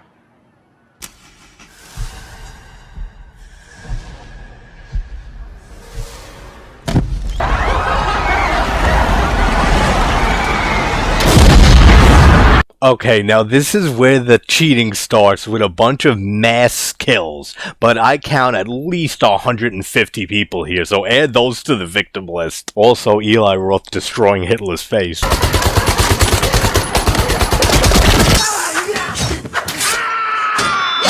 And while we're on mass kills from Tarantino movies, these are the crazy 88 they're called. So we'll throw another 88 victims here. And don't pretend the blue silhouette here isn't absolutely brilliant. Alright, again. This, though, is a premonition. It's just a great scene. But this doesn't count.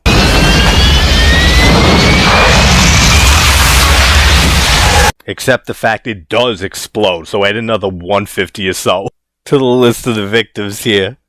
Hey, The Happening from M. Night Shyamalan.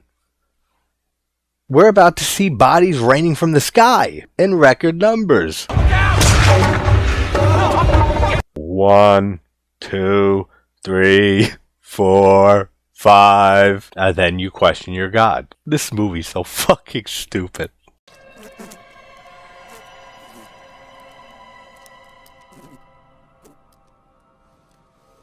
Case 39 from 2009 is a movie I love that I never hear brought up.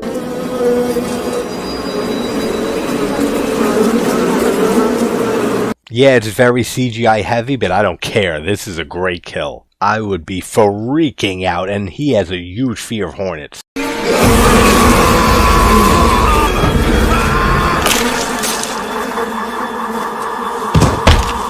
I don't know exactly what he did there. He broke his own neck, but it still looks great. It was worth the wait. We need an ambulance right away. Curse of Chucky. There's great kills here.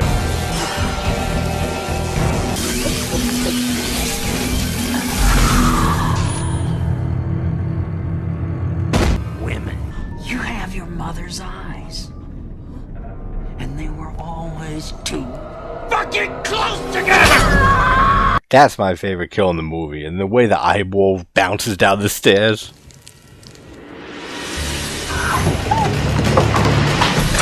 Creep from 2015 is my favorite found footage movie ever made. Mark Duplass's performance in Creep and Creep 2 are just a wonder to look at every single rewatch. But Aaron's kill at the end of the first movie is great here. And then Joseph's / Aaron / whatever his real name is, his ending lines.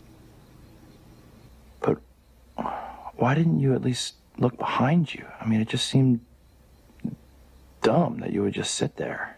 And then I realized why you didn't turn around. It's because you're the greatest person that's ever lived, Aaron. We got the original Frankenstein from 1931. I can make a boat. This is hilarious when he throws the girl in the water. See how mine float?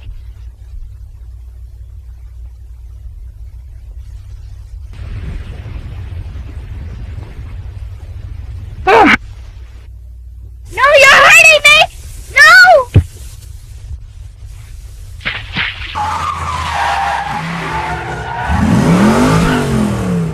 Alright. As big a Tarantino fan I am, I've never been a huge fan of Death Proof. It's probably my least favorite Tarantino film. But this is such a great scene. All the kills that happen to these 5 women in this car. And the effects look great in this too, and it's Kurt Russell.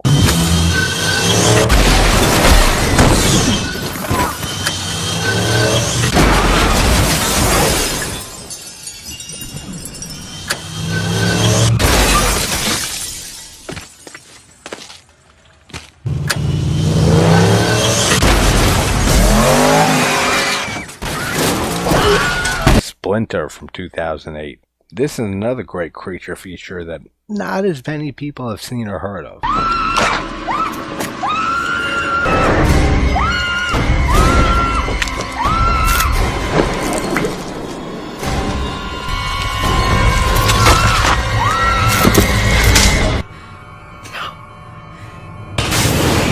Cult of Chucky from 2017. This is very reminiscent of A Killing Bride of Chucky, but it still looks great.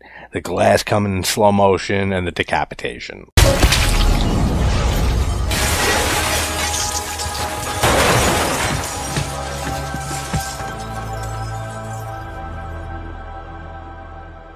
Sometimes I scare myself. Then we get another one from Bride of Chucky with, I forget this guy's name, the friend. Nobody move! The effects don't look that great.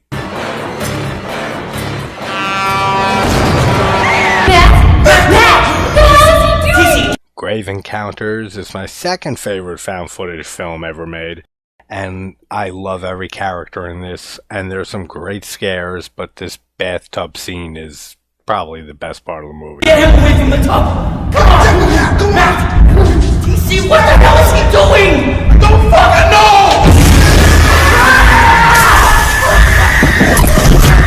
know! Army of Darkness from 1993. There's not a lot of blood and gore in this film, and that's why I definitely understand the people who prefer the Dark or Evil Dead films and not the TV show or Army of Darkness. But this Guys Are Blood from the Pit is great.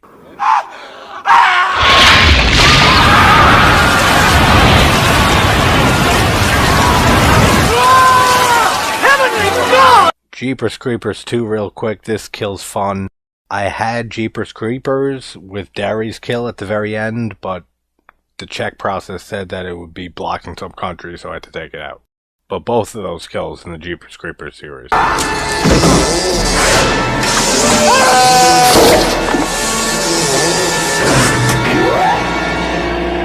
Graduation Day from 81 is not the greatest slasher, and it doesn't have the best kills, but here's some of them.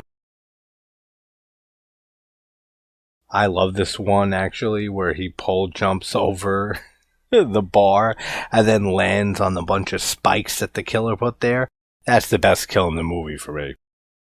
Leaving! Is he gonna help us? Go! Really, really quick, but this snatch by the creature from the tunnel from 2011. I did everything planned. Isaac's death at the hands of he who walks behind the rose at the end of Children of the Corn. Yeah, the CGI doesn't hold up at all, but it's fine.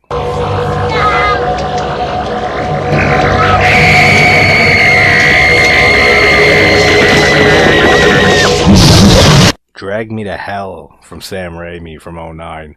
There's a lot of great stuff in this. I love this movie. But despite a little bit of the CGI, like the crackles on her face a bit near the end, it looks great still today.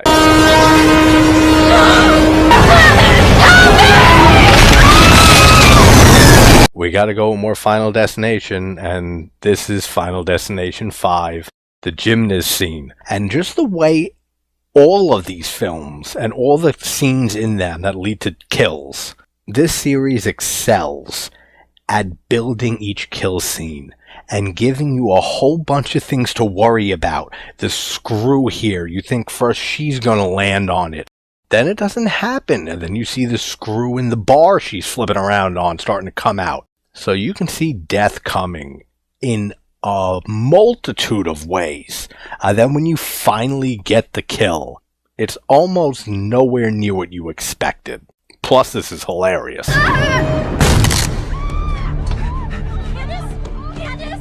More Lucio Fulci, the drill through the head kill from City of the Living Dead. This looks fantastic. The way that Fulci lingers on it like usual, and it seems like forever before this drill gets to this person's head. But once it does, and drills through this guy's head and out the other end, it's a fantastic effect.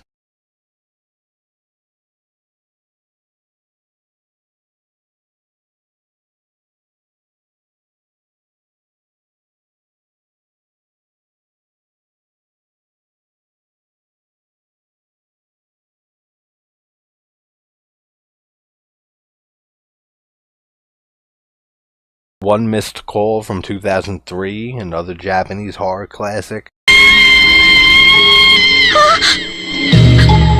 Yoko?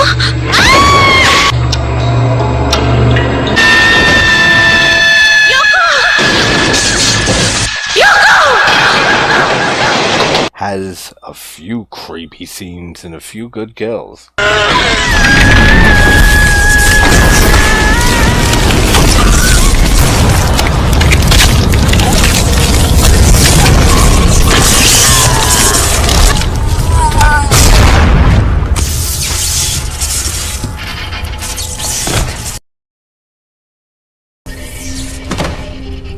There is some great eerie imagery in this film.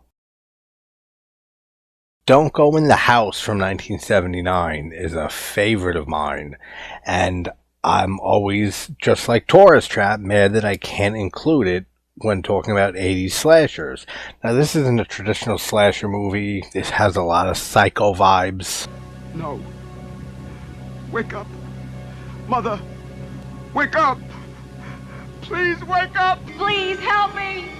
Help me! Oh!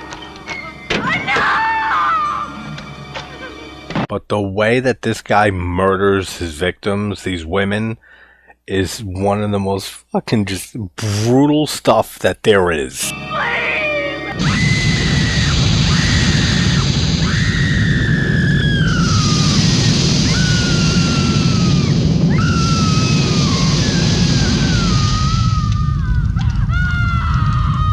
And then we have the ending kill of Donnie himself, which you gotta see the movie, and there's still not really a full-on explanation for the ending here, but it's cool. But if you haven't seen Don't Go in the House, definitely check it out. It's still a very underseen and under-talked about quote-unquote slasher film from the late 70s. This kill from Chopping Mall from 1986. There's a few great kills in this, and then we get this great line from the robot. Thank you. Have a nice day. My girl Erin kicking ass.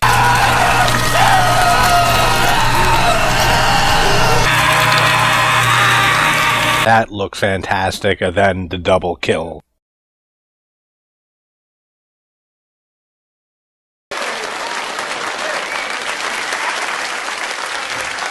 Get me out of this thing. Do you hear me? Get me out. A pleasure it'll be to get you out and set you free.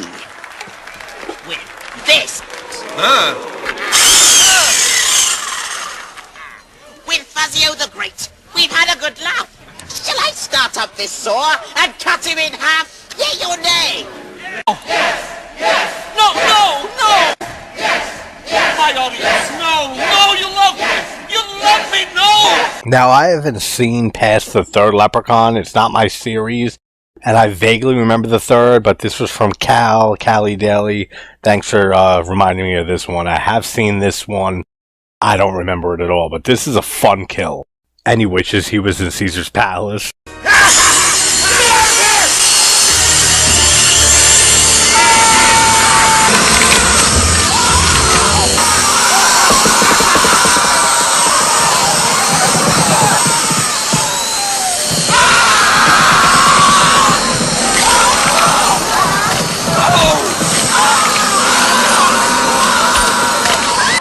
Caesar's Palace.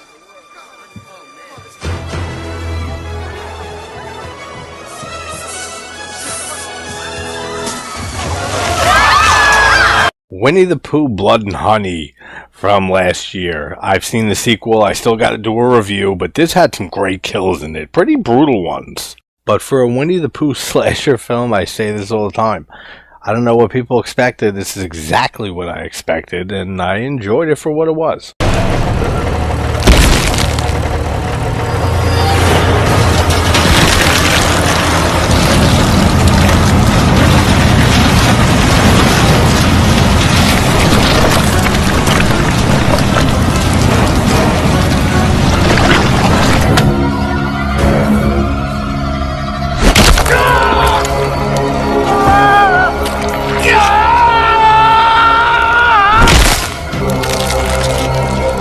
This head crush.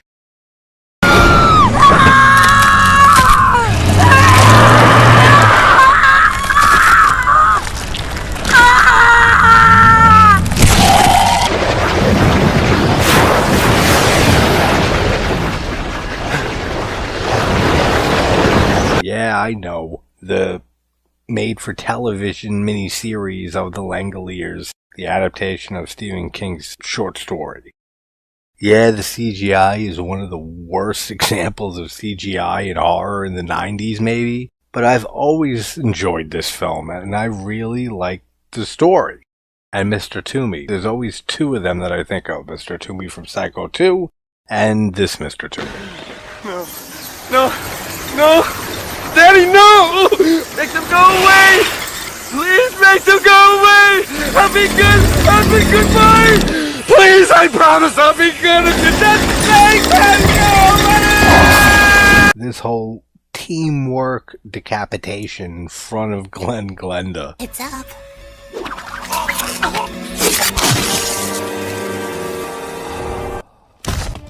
From C to Chucky. Stop raving mad. More Art the Clown. This kill from Terrifier 2 when this dude gets his dick ripped off and his entrails pulled out and waved in front of his girlfriend.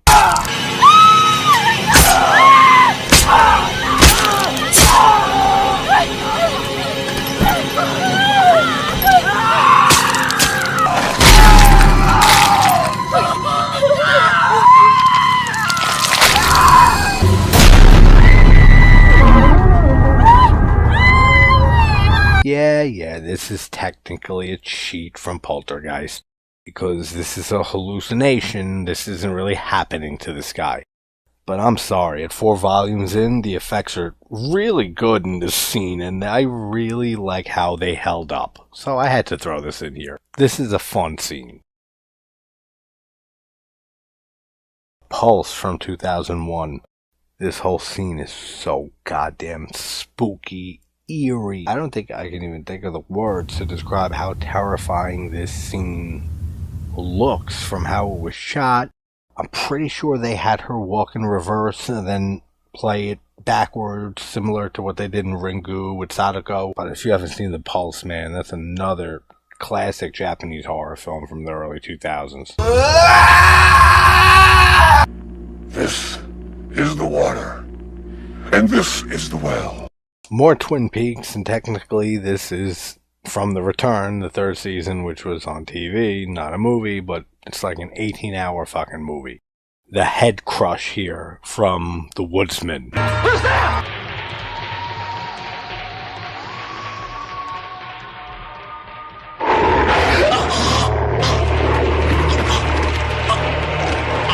Here's another great kill from Dario Argento's Suspiria, which I mentioned when I showed the Fulci one from The Beyond. That's my favorite dog killing its owner scene. It's just so much more vicious looking. It's so much more brutal. The gore is so much better looking. Everything about it's better. But, of course, Goblin score that builds and builds during this whole movie, but this scene in particular, all of that is done so well, and this is the only scene in the movie where there's really no color. It's totally devoid of any color usage. It's just black and white and some grays. The only red you see in this scene is the patch on the dog and the blood from the guy he kills, which I guarantee was a conscious choice from Argento, and I think it was a genius choice. Bigfoot ripping this dude's dick off while taking a piss from Night of the Demon from 1980.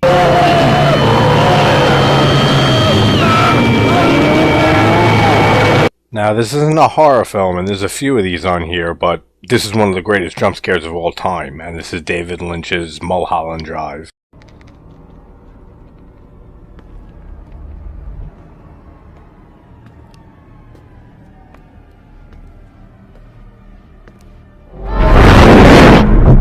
Now, that's the actress who plays Valak, the nun, in The Conjuring 2 and her spin-off movies. Killer Clowns from Outer Space has some real fun ones. Here's some. That shadow puppet kill is phenomenal. What are you gonna do? Knock my block off?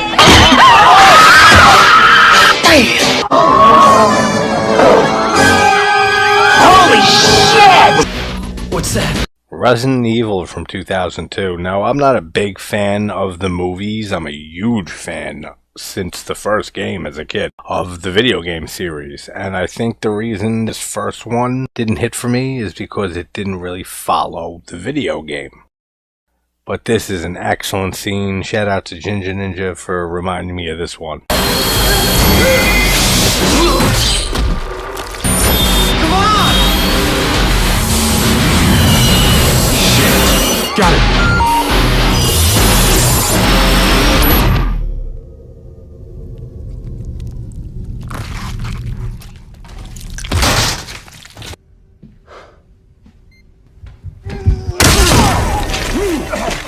Get Out from 2017. This is a cool mounted deer head kill, which we usually see people impaled onto, not using it to impale someone.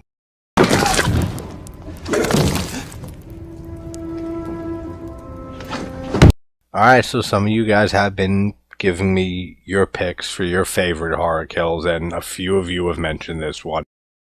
Some of you know how I feel about Scream. This whole kill to me makes no sense. This girl thinks she's gonna fit through a doggy door, a cat door. In fact, she even tried that. And there's no sensor on this garage door. I remember back in the 90s, there was a sensor that if you were standing in the way or something got in the way, when it was closing or opening, it would stop. Also, there's no weight limit and stuff. Whatever. It's a famous kill, so it's on the list.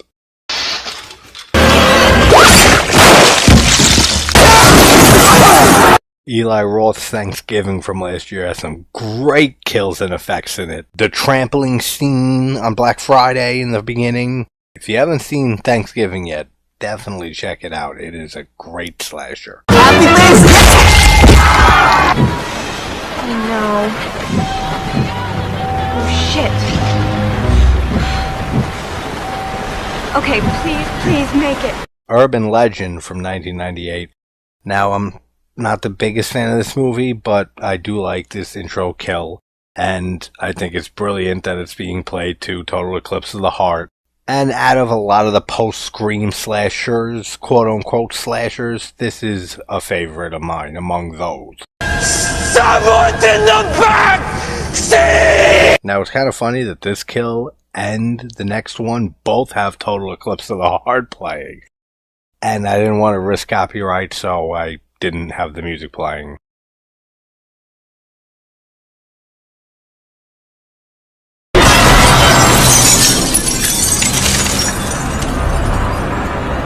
But The Strangers Pray at Night from 2018, this is a phenomenal scene. The sound design is excellent in this movie. Especially in this scene with the music playing, and then he goes underwater, and it's muffled, and then back above water. The sound design is excellent. And I prefer this movie to the original film. I'm not a huge fan of the original The Strangers. But we get the kill here on Pinup Girl. And then we have Sackhead duking it out with this guy and eventually ends up killing the brother here. But this is my favorite scene so far, since we're getting 3 movies this year. I killed one of yours! How's that feel, huh? How's that fucking feel? In this entire series. I mentioned earlier in an earlier volume that Final Destination 2 is my favorite. Ginger Ninja mentioned the pipe kill, so here's a bunch of other great ones from 2.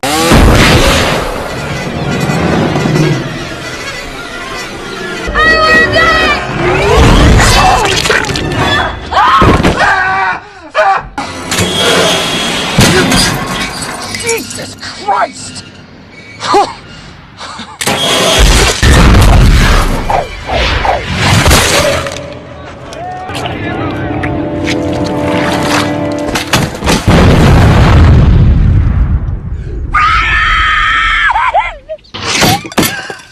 Sorry, what are you doing, man? Take it easy. Please, on your knees.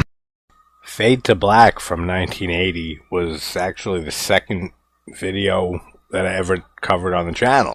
And this is still a very underrated film and a great character study. Dennis Christopher gives a phenomenal performance in this movie, and he ends up killing people in his cinephile way by dressing up as his favorite monsters and villains in film. These two kills are especially memorable.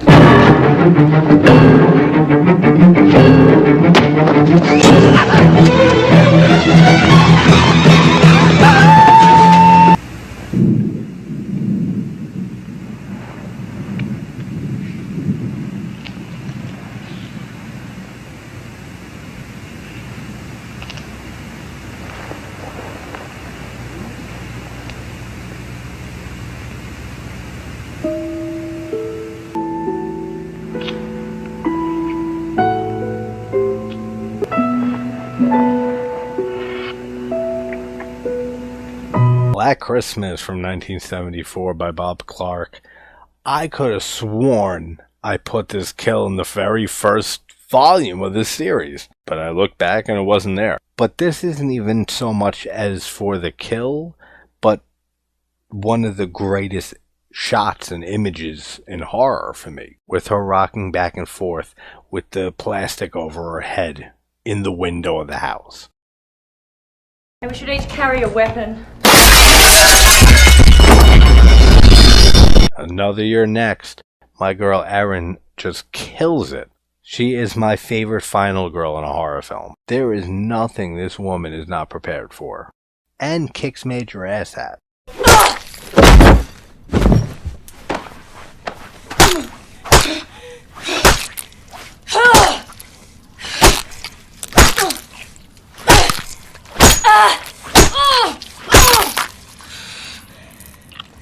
Suspiria 2018, the remake. Now, I know a lot of people who love this film. I am one of them. I think it's one of the best remakes of the 2000s going forward. I do know a lot of people who don't care for this. One criticism I will give it is too long. They could have cut a good half hour off this movie. But if you go into this movie, if you haven't seen it, and you're a huge fan of Argento Suspiria, it's very different. Don't expect Argento Suspiria. This is its own thing that follows pretty much the same story, a lot more focus on the dance, but this kill scene with Olga, when the witches link Susie to Olga, and as she dances, it contorts this person's body into just a fucking pretzel.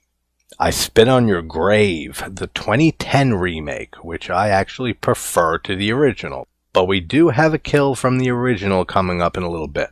But the remake here has a few great kills. The lie one, I didn't throw a clip in here, but that's worth mentioning. The fat one who is always recording and didn't get rid of the tape. His eyes with the fish gut she puts on it, and the birds peck his eyes out. This main dickhead who absolutely deserves this kill, and this is kind of a little homage to the original with one of the kills there. Cuts this guy's dick off, shoves it right in his mouth, and lets him bleed out, walks away. And then the ending scene and the double kill here we get with the sheriff and Matt, the mentally handicapped one.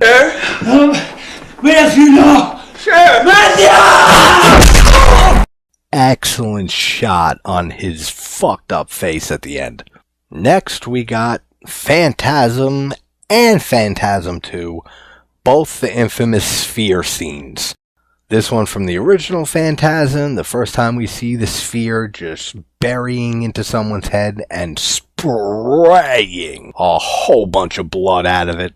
Then Phantasm 2, which I like this one even better. This guy goes insane with the sphere traveling through his body. Then how it breaks out through his mouth. All the effect work here is exquisite. House of Wax from the 2000s, I forget the year. Only reason watching this movie is ever worth it is to see Paris Hilton get murdered here.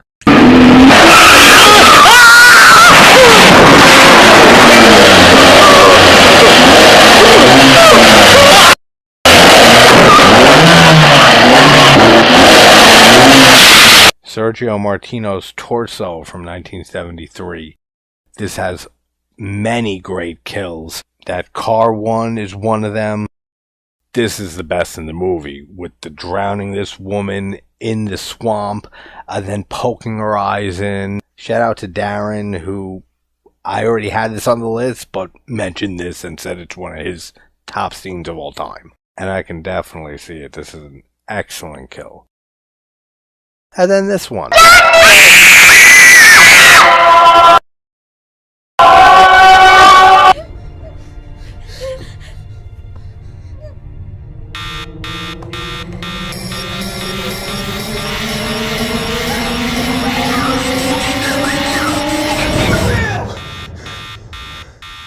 I'm a huge Mike Flanagan fan ever since Absentia, his first film. But Oculus was the one that drew me into him. And I love the ending to this film. I love the way it goes back and forth between the past and the present. Man, Flanagan just has a style to him and a very distinct directing style.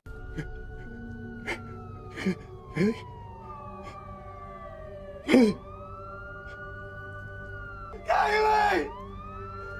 Kylie! Kylie! Kylie! Yeah, you know it. Birdemic Shock and Terror 2010.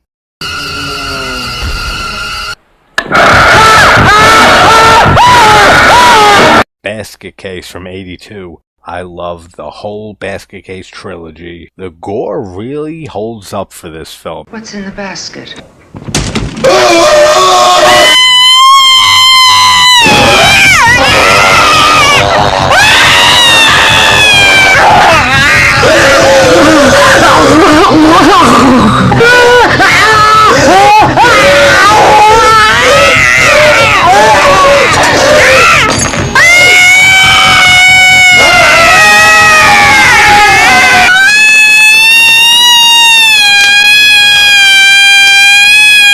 All of the effects and kills in Demons and Demons 2 by Lamberto Bava. These are two Italian horror films that are just a blast to watch. Balls to the wall insanity.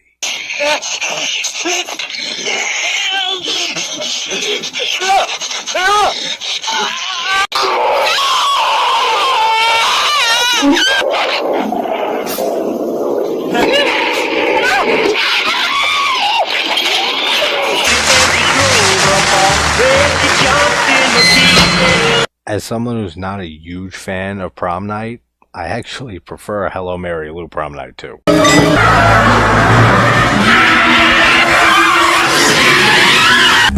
A wop bobbaloo bop, a wop bam. And I've talked in this video about electrocution deaths and how they don't really do it for me. Despite how it looks, I still enjoy this. Fear Street Part 1, 1994. I don't care for the 3 Fear Street films, maybe I gotta rewatch them, but I thought it was off to a great start.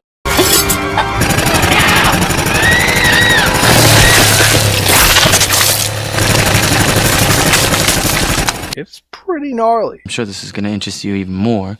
With which device, whether it's the fast and almost painless big gun, or the slow, drawn-out Funny Games from 2007 or 1997. I mean, shot-for-shot remake this is. I just like the cast better, and it's by the same director also. So it's just going to depend on who you prefer. And this is also a cheat because this guy doesn't die because this happened. Where's the remote control? Where's the fucking remote control?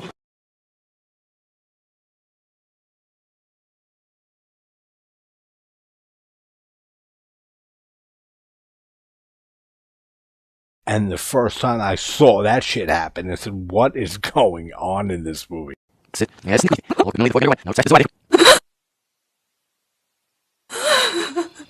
Okay, that was the test run. Now we're gonna go for the Olympic gold.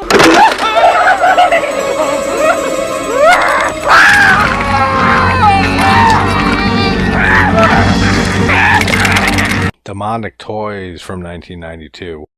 Always loved this movie. It's a lot of fun. It's always Demonic Toys too. And this one has fun kills here. Bloody Birthday from 1981. Nice to see kids killing people.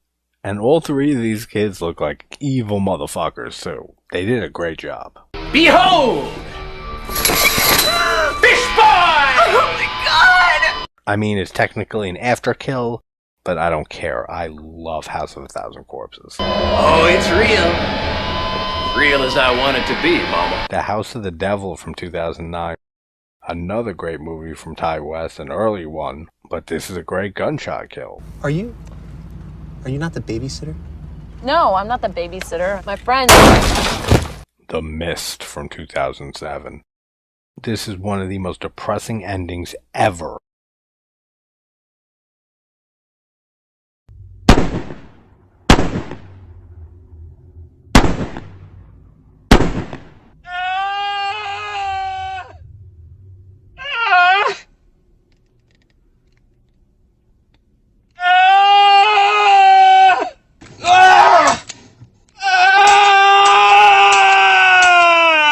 And you can't even kill yourself afterwards. And then right after that, after killing those 3 people and your son, you see help arrive and the mist clears. And you see all the people that stayed behind at the grocery store that they were trapped in. And listen to Mrs. Carmody, one of the biggest gut punch endings in horror.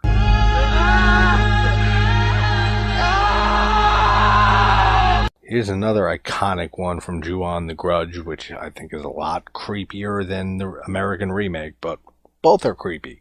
The bed scene.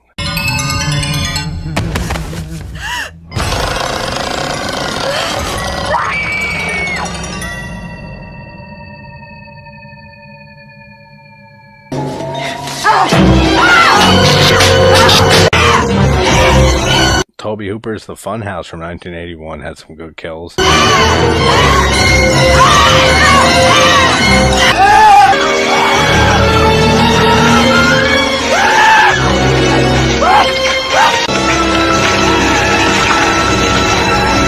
I haven't seen the collector films in years, but this is a great one.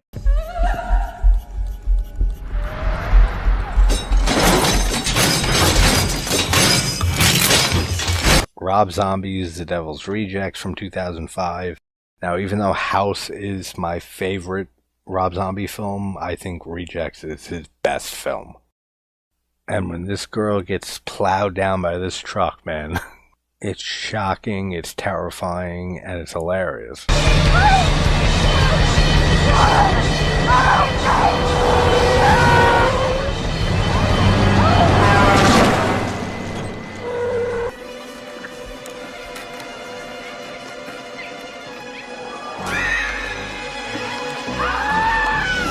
This whole scene from Stuart Gordon's Dolls, which is one of his most underrated films, I would say. I mean, Dagon is another one. The effects of the dolls moving around in this whole film is excellent. And the way that they start stabbing the shit out of this woman, great movie, underrated movie, great kill.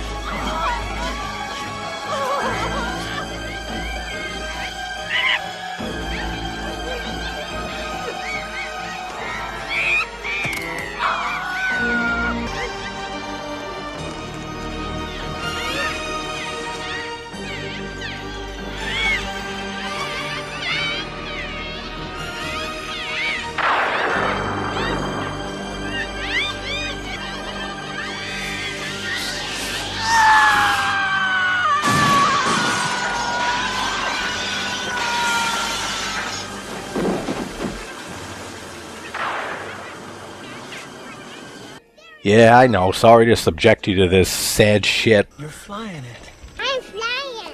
But like I said in the first volume, I'm going by many different criteria to put kills into these videos. It's not just the gore factor or the effects. It's also the atmosphere. It's also the impact of the kill. And man, this is just a gut punch. From the adaptation of Stephen King's novel, Pet Sematary, Gage's kill. Sorry, it's kind of their fault. Don't buy property right by a busy-ass road where big trucks come down speeding at all hours of the day and night.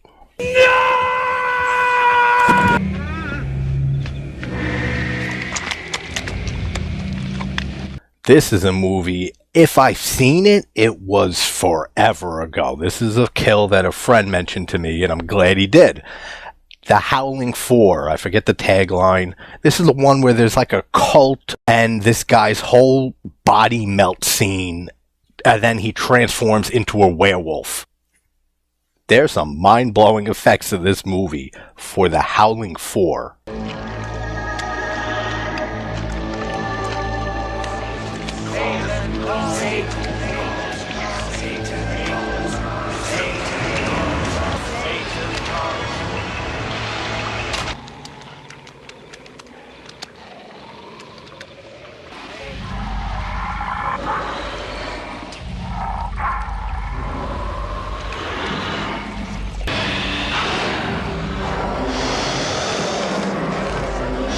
Casey here, he thinks you're an alien.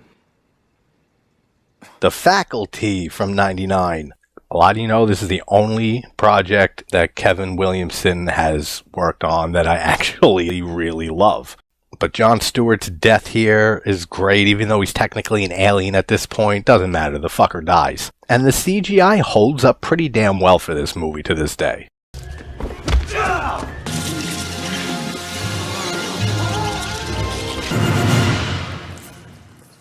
And one more kill from this movie, the Queen Alien's death.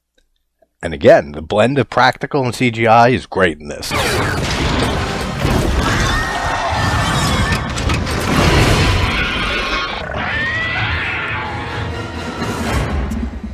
Guaranteed to jack you up.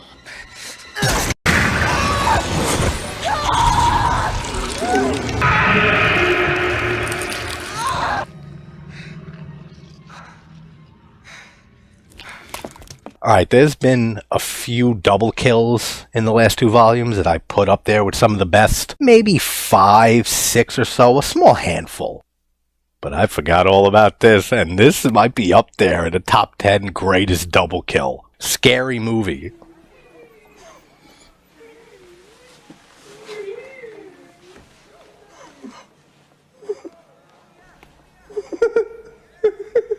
Hey, who was that?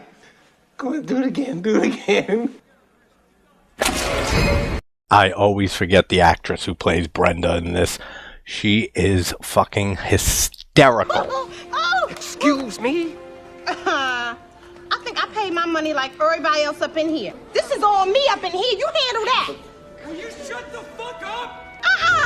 Oh, you lying. For Christ's sake, will you just shut your trap? Shut up! Halloween 6, The Curse of Michael Myers. Now, I have a soft spot for this movie.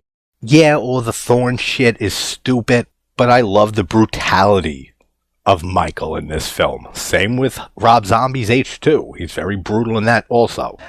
But he's brutal in this. The opening kill with the head on the spike. Jamie Lloyd's death with the farming equipment. Now, if you haven't seen the producer's cut of Halloween 6, I highly recommend it, as Michael actually stalks and acts like the voyeur that he is in the original, in the producer's cut of Part 6.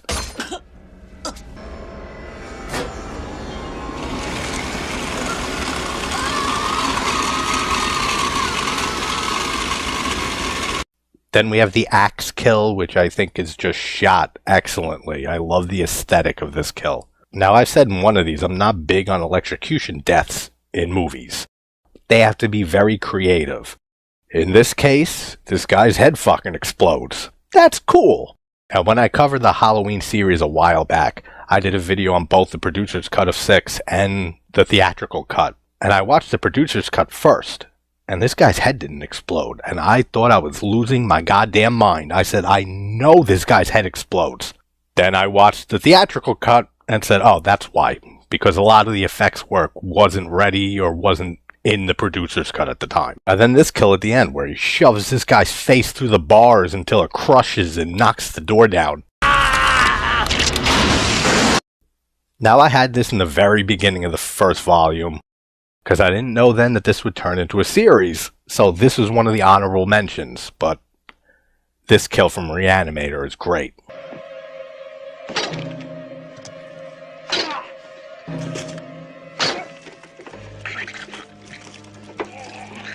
Dangerous.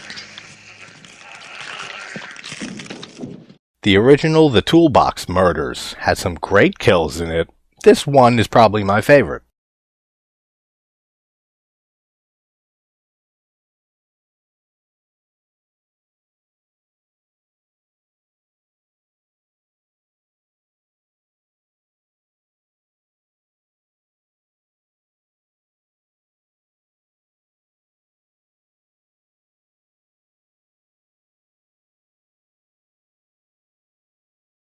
And I love the burglar, ski mask look of the killer in this.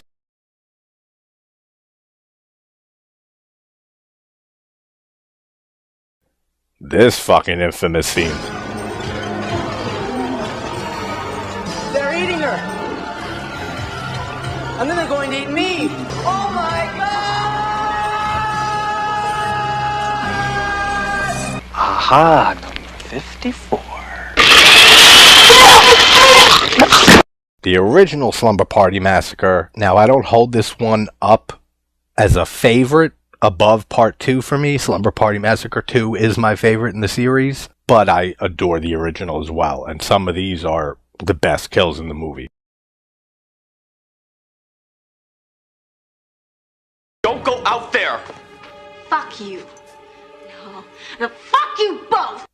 Friday the 13th Part 7, when Jason axes this bitch in the face and throws her body across the room like he's a professional quarterback.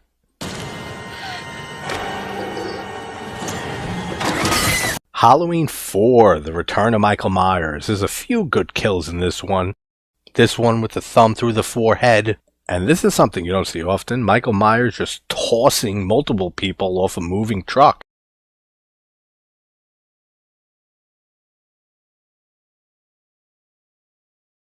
Then when he reaches his hand through the roof of the car and rips this guy's neck. That looks fantastic too. Here's some more Friday the 13th Part 7 kills. Now, just like in the last volume, I included some uncut kills here. This one, when this guy gets his face crushed like an Oreo quadruple stuffed, it looks so much better uncut.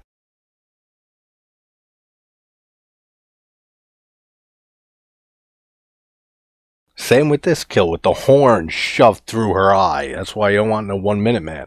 Halloween 2, Ben Tramer. Had you not mentioned this one? And drowning kills don't really work for me most of the time. Mario Bava's Blood and Black Lace. That's an infamous one, and just the style of Bava's filmmaking elevates it. This is one of the other great ones I could think of, with her getting her head dunked into the boiling water.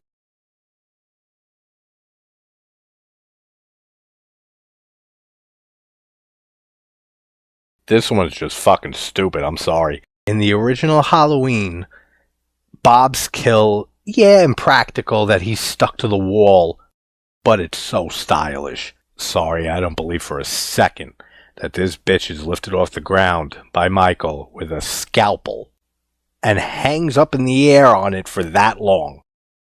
She does fall eventually, but way too long for me. So we got The Ring and The Ring remake. This opening kill from The Ring remake is great.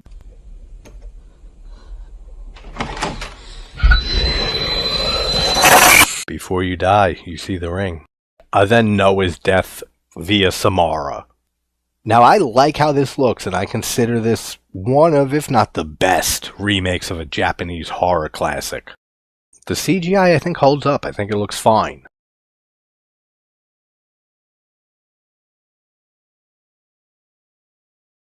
But the original Ringu is a masterpiece, and just the way that it's filmed is better in every single way. The look of the videotape, the way that Sadako walks, which they had her walk backwards and then play it in reverse to walk forward so it looks extra creepy. Great decision.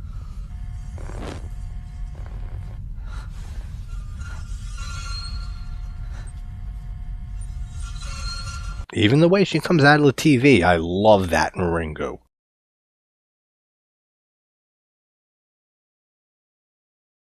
And the sound design in this scene, with her crawling on the floor and scraping her fingers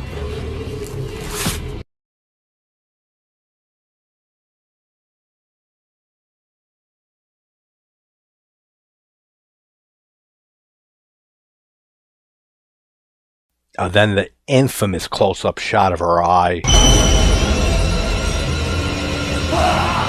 And yeah, it is very different, the kills.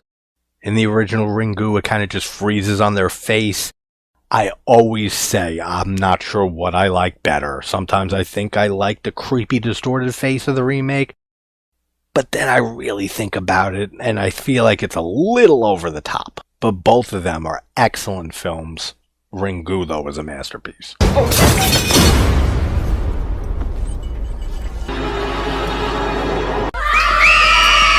Stitches from 2012. This has great kills in it. If you haven't seen Stitches, it is an excellent killer clown slasher. This scene where he punts this dude's head off. This girl has been a bitch through the entire film. Gets the umbrella thrown through the back of her head, pops her eye out. Then I love how she falls down. It goes even further up through her head. And then the umbrella opens up and the blood sprays everywhere. We've talked a decent amount of head explosions in the last few volumes. I totally forgot about this one. This is another top tier head explosion. Regardless of how ridiculous it looks, which this whole movie, the kills are ridiculous. Jason Goes to Hell, the final Friday. As much as this movie gets shit, I always defend it. It's not that terrible. And take out all the Jason Voorhees stuff, and you got a great body horror film here. Yeah, I never throw subscribe stuff up in a video, but it was the most creative way I could think to cover these tits. This is another great kill, and the effects are absolutely fantastic in this film. That's another thing it doesn't get a lot of credit for.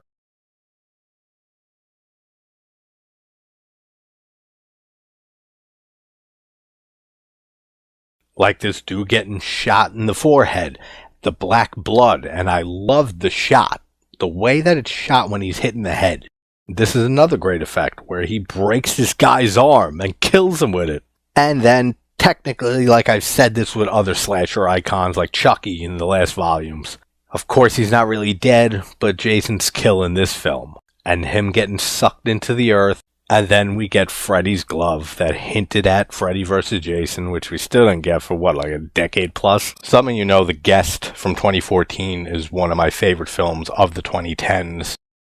I wish we had confirmation in the film that one of those people in the bar dies from the ass kicking he gives them, just so I could include that. But this entire shootout scene, and just the way all of it is filmed, it's brutal.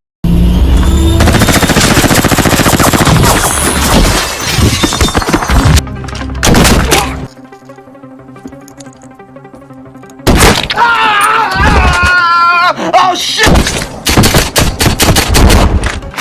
Now, I threw in the head explosion by Tom Savini of his own head in Maniac from 1980 in the first volume. But the train kill and Frank's death at the very end, man, the effects by Savini are fantastic in this.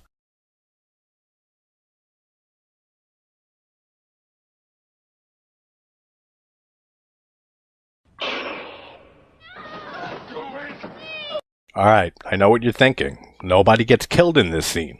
But after everything that happens... Jesus, fuck you! Jesus, fuck you! Please, fuck you! All I see is an emotionally dead mother, a broken neck, and wrecked pussy. You know what she did? Your canting daughter? Sorority Row from 2009, the remake of House on Sorority Row. Has some good kills in it. I like this one with the doctor that Chugs gets her drugs from for sleeping with him. And the actress who plays Chugs, I forget her name, but God, she is so sexy in this movie, and just her slutty character adds to it. But her death is cool also, as she chugs on her own blood to death. One of the many dangers of being a drug addict is never really knowing if the stuff is pure. Sleepaway Camp 3, Teenage Wasteland. I'm a huge fan of the whole series. Pretty good stuff. It'll really clean your pipes. Happy camping. Thanks. Have a nice life. 2 is my favorite. This one doesn't reach the first two, but Man, it's a fun one, and there are some fun kills in this. When she lights the firecracker in the person's mouth when they're asleep, the guy wakes up, sees it, freaks out after the face is just exploded to shit. This is another cool double kill as he gets hit in the face, and then she roasts the whole tent with their bodies inside on fire. And what a great touch that she pulls out a bag of marshmallows. Good, because your trip's been canceled.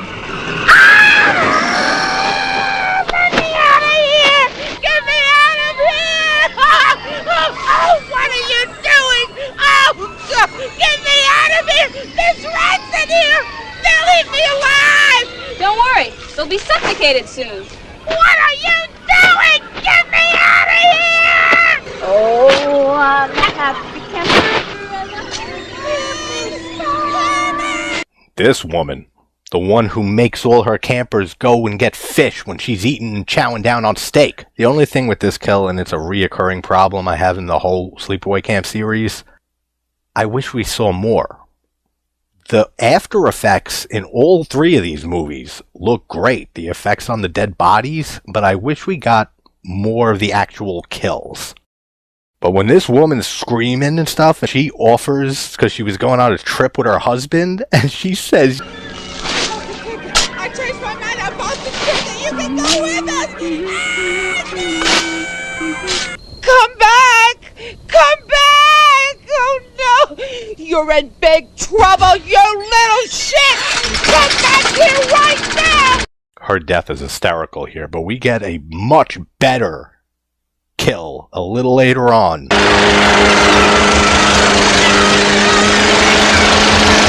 Back to Scary Movie. This scene is just fucking hysterical.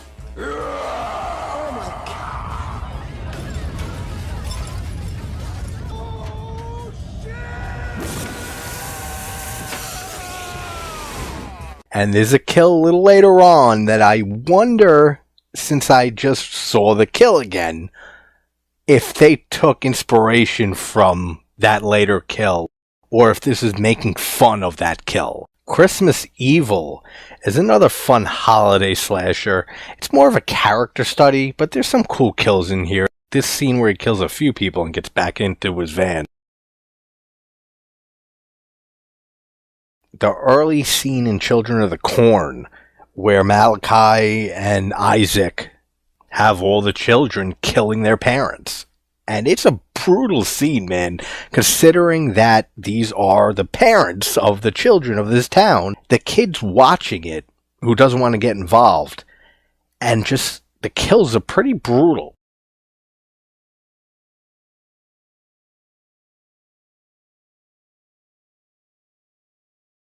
And Malachi and Isaac are both fantastic characters.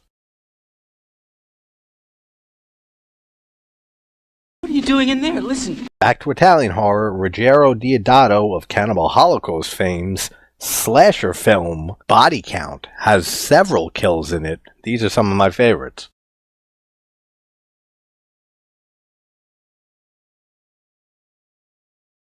Ju-on The Grudge. There's a few creepy scenes and deaths in this movie, but I picked this one. I think this is probably the creepiest. This movie, Excision, I always praise and champion it and bring it up anytime I can. We have Annalyn McCord in here and Tracy Lords. And this ending scene with Pauline trying to give her younger sister with cystic fibrosis a lung transplant when she has no surgical training at all. Where's Grace? Bob! Grace? The mom comes home and finds the husband tied up, and her biggest concern is Grace, the younger sister. And when she comes into the garage and she sees exactly what Pauline did, and that she killed her sister.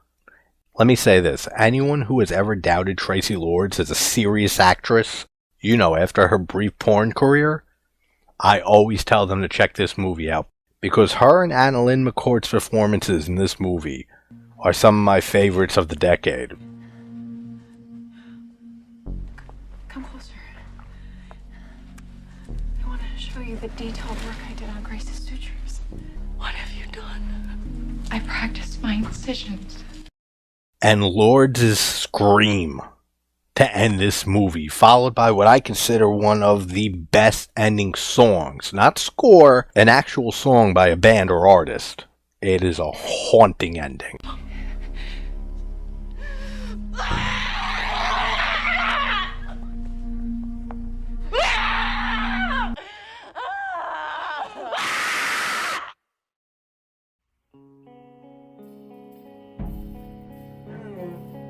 The Driller Killer from '79, if I recall correctly. This has several great kills in it when he's going around just drilling homeless people to death.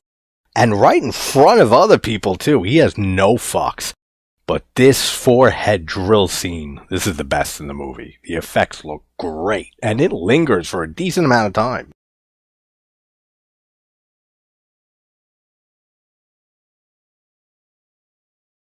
(1983's) A Blade in the Dark from Lamberto Bava.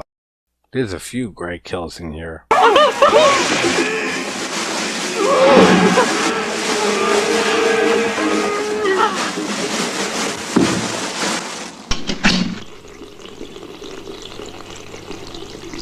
This is also a top giallo of mine.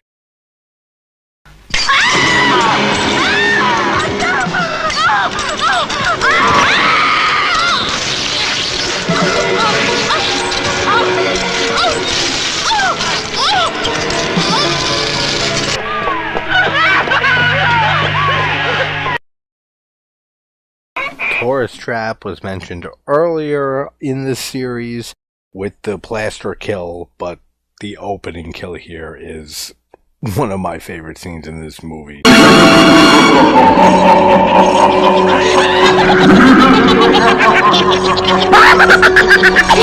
Just how chaotic it is, and I always say the sound design is fantastic in this movie. The cackle of the mannequin, and then how it all cuts out when the pipe impales him after all the telekinetic stuff that Mr. Slosson's using off screen.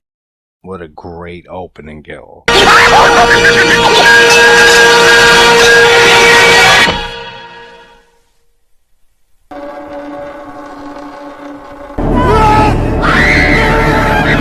Twin Peaks Fire Walk With Me from 1992. Laura Palmer's death.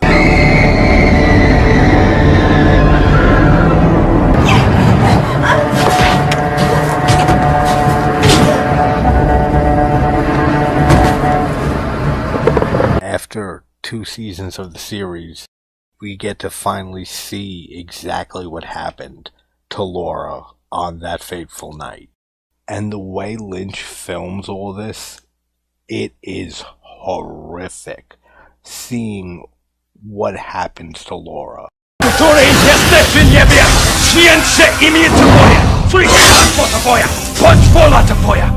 This movie, The Shrine from 2010, I never hear it talked about, but it's a pretty decent possession flick.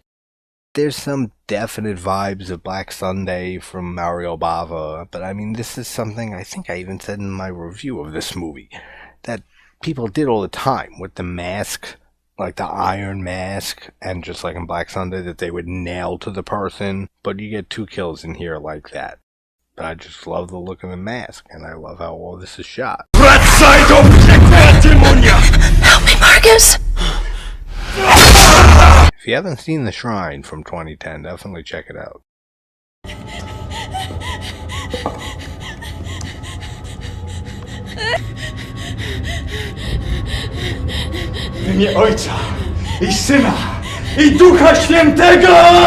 These 2 kills from Dario Argento's The Cat o' Nine Tails.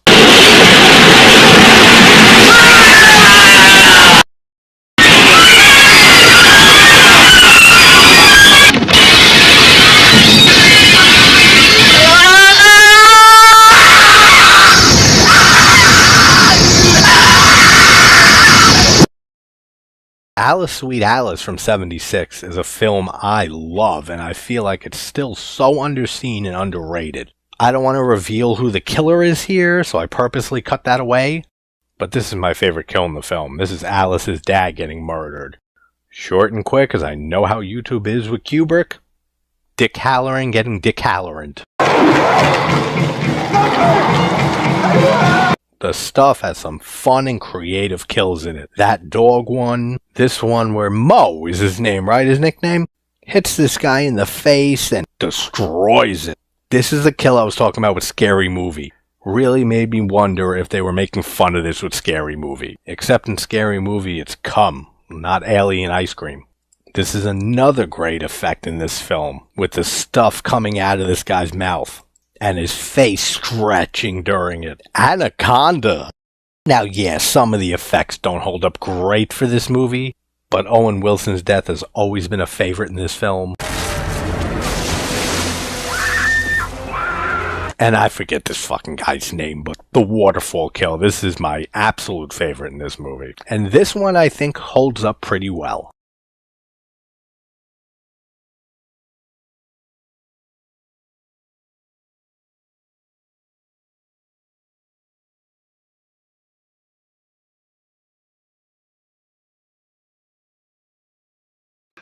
You really scared me, you shithead. You gonna help me up or what?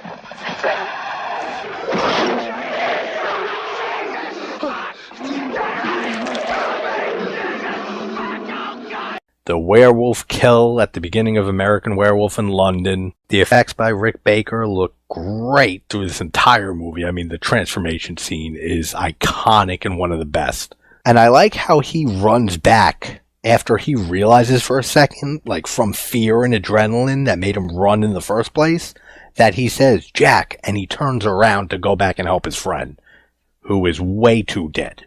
Here's some more Wrong Turn series stuff. The beginning kill of the original, this one in Wrong Turn 2 with the axe thrown at her head. My mother always used to say I'd live first. That's another excellent double kill.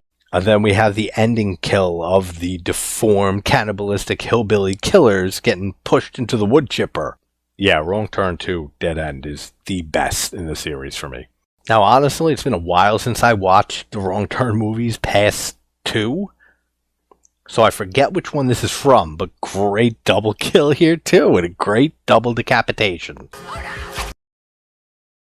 And I forget where this one is from also, but I want to say 5 or 6. I want to say 6. This is the kill I was talking about earlier, that the one in Sleepaway Camp 3 with the steak hoarding bitch should have played out. And there's 2 kills here, with the guy buried up to his neck like Sleepaway Camp 3, and then some dude who's just laying on the ground and gets eviscerated. Back to Stuart Gordon's dolls, this is another fun one, when all the toy soldiers come to life and shoot this bitch to death.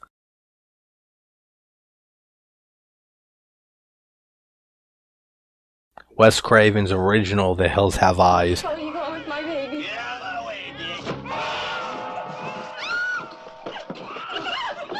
I've said this, I prefer the original to the remake, even though I do love the remake. It's fantastic. You ain't planning on fucking these chickens, are you?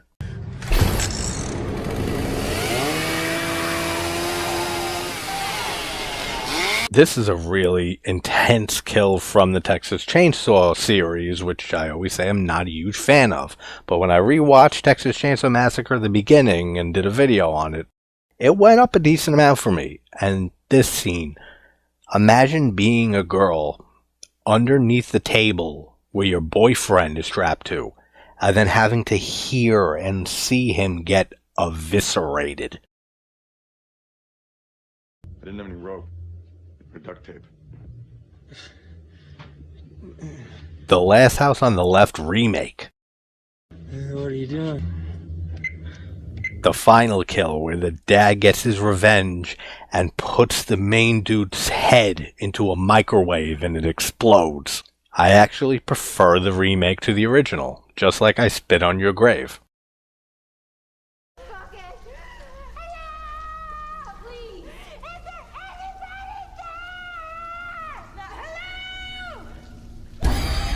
The Descent. Now, I say all the time, this movie's terrifying without the monsters. Just being in the claustrophobic cave system that no one's explored that they know of. And to their knowledge, they have no way out of here. Then throw in the monsters, and this is one of the most terrifying settings in a horror movie. Black and white. Of course it's black and white. What do you expect for 50 bucks? Fucking 3D, for Christ's sake? Give me the $50 and get out! Henry, Portrait of a Serial Killer. The great Michael Rooker in an infamous role. This movie has a decent amount of great kills, but this one might be my favorite. Otis, plug it in. We got another Gremlins kill, another microwave kill, and it looks really good.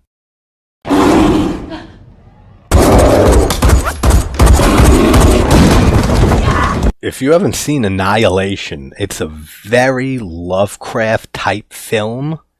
More sci-fi than horror, but this bear scene is excellent. Now we got the Killer Shark movie, and this is absolutely my favorite kill. This is where the shark worked, and it worked very effectively.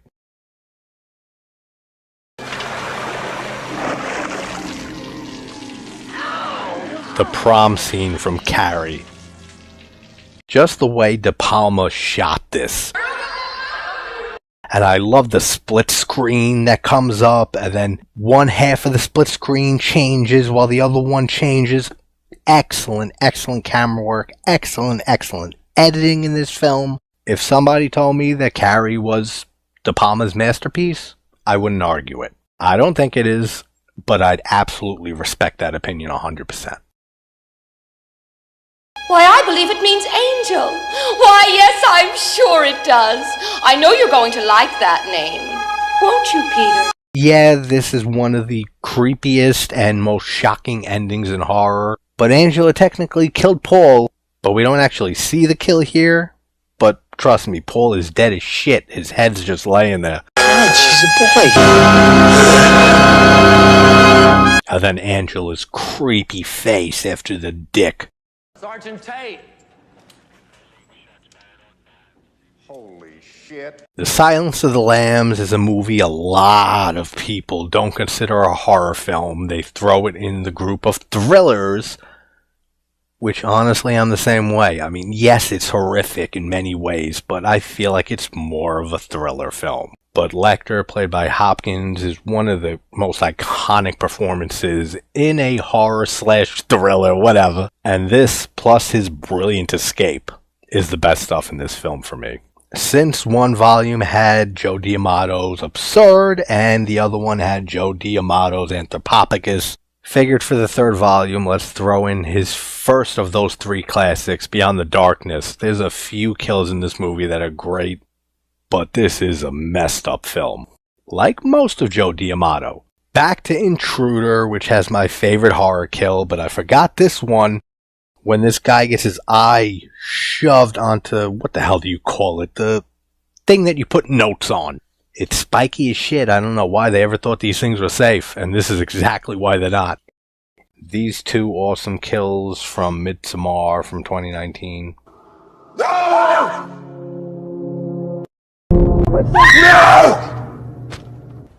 And the boyfriend in the bear suit getting burned to death with this other guy and a few dead bodies.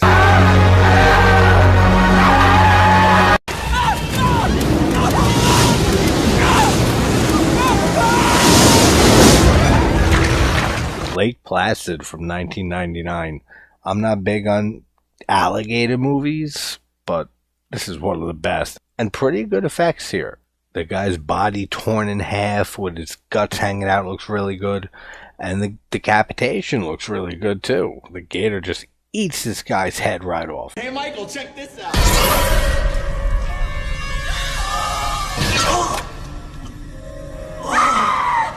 My Bloody Valentine 3D, the remake from 2009. I actually prefer this to the original My Bloody Valentine. I've said I'm not a huge fan of that, and a lot of it had to do with the kills being so cut themselves until we got the uncut kills. The kills in this film are fantastic. And some of the CGI is meh, but most of this looks great. And then we get the great Tom Atkins getting killed in a brutal way. Again, not a horror, but Kill Bill from 2003, Volume 1. But it has the score to Fulci's The Psychic playing, so that makes it horror.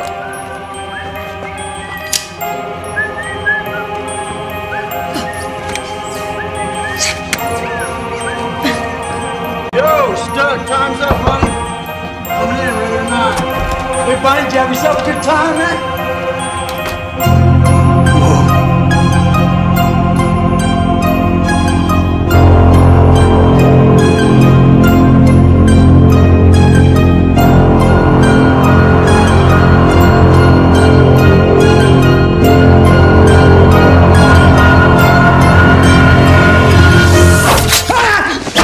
Where's Bill? Where's Bill? Please stop hitting me. Where's Bill? I don't know who Bill is. Bullshit! Edge of the Axe from 1988. It's not really a favorite of mine, but there are some good kills.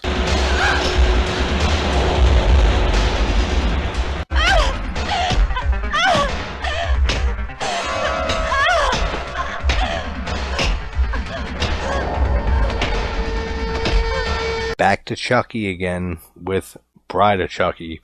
And Tiffany, let's not exclude her, with her creative nail kill. No!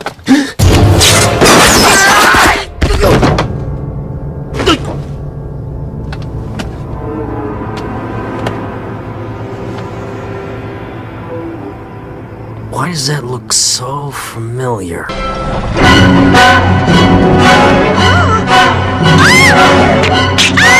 Dress to Kill from 1980 by Brian De Palma. This is a classic film. It's very giallo. This is like De Palma's giallo film, basically. And this is probably the most iconic scene in this film.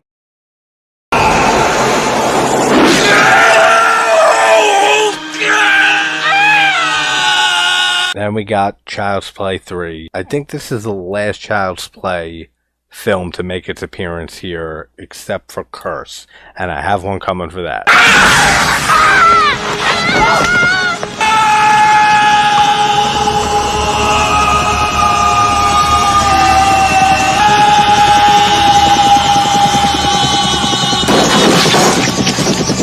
Back to Hostel from 2005. Josh's Kill. And let me tell you, I mean, whatever you feel about Eli Roth, that's fine. I like the majority of his movies. There will be more picks from movies of his by the end of this 1,000 list. But the guy who plays Josh in this movie, the way he sells the pain that he's in and the fear, this is another one that's hard to watch this scene just because of this guy's performance.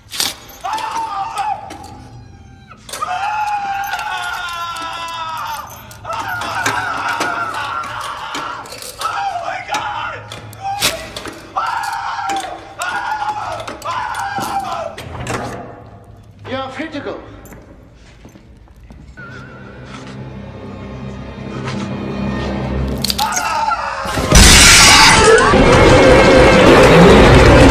If you're into monster movies or creature features and you've never seen Feast or its sequels, this is just a bunch of kills from Feast, Feast 2 Sloppy Seconds, and Feast 3 The Happy Finish.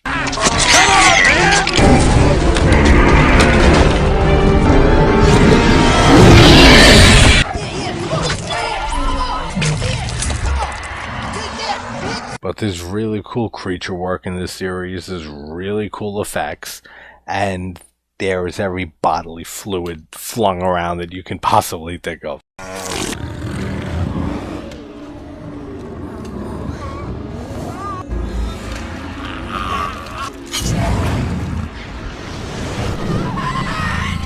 This scene from The Howling from 1981. Not huge on the werewolf genre, but The Howling is one of them, and it's basically like a werewolf slasher movie.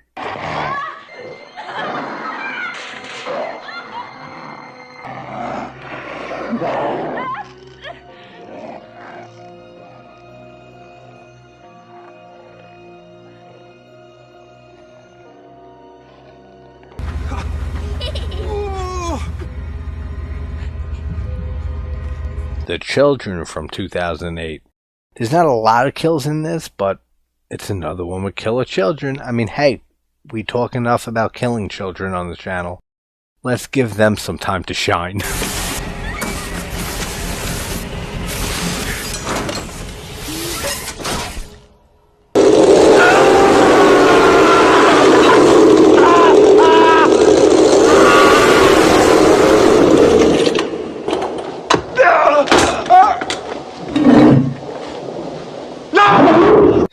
Stage Fright from 1987 by Michael Suavi. Awesome, awesome film. It has giallo aspects, which is expected. Suavi's Italian. He worked with Argento often. The owl mask the killer wears in this is fucking stupid. I'm sorry, I never liked it. But some of the kills are pretty goddamn good in this. Some of you know I am not a big fan of the Blair Witch Project at all. I think it's boring as shit. I like almost everything about and surrounding the movie, the lore, etc. But everyone knows the ending to the Blair Witch Project, so it makes the list.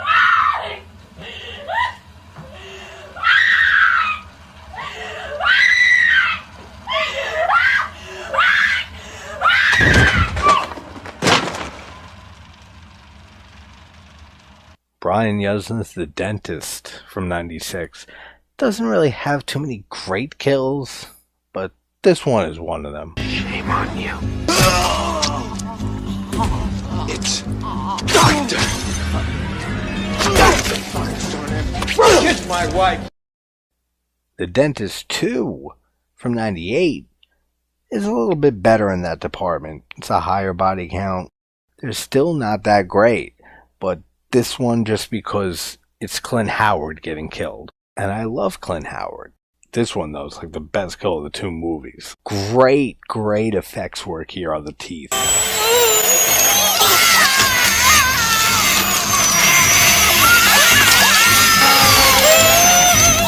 X from Ty West from 2022. This movie's a masterpiece. Same with Pearl, which I have a few kills to show from that too. This gator kill's hysterical.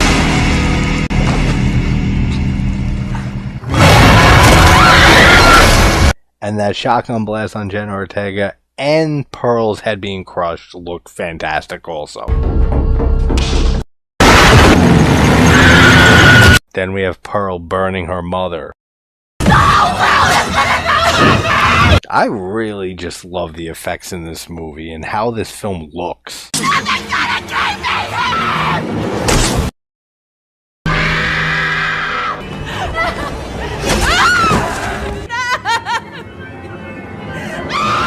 This kill from Fulci's The Psychic, even though it looks a little cheap and hokey, it's still very, very Fulci.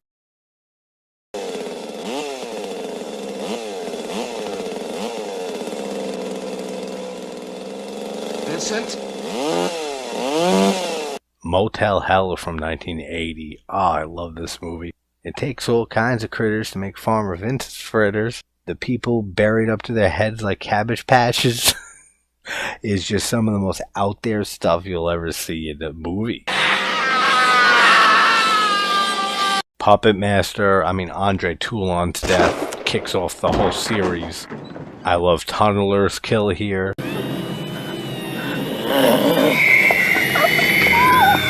Now listen to the music here during the leech kill.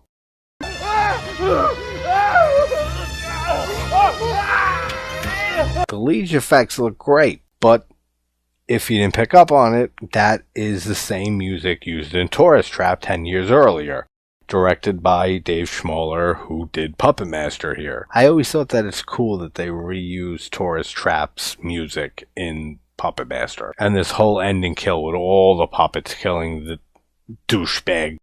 Puppet Master 2 is another cool tunneler kill.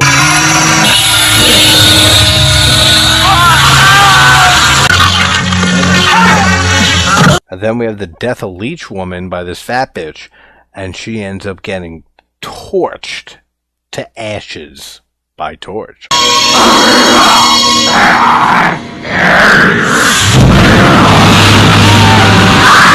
More Bride of Chucky.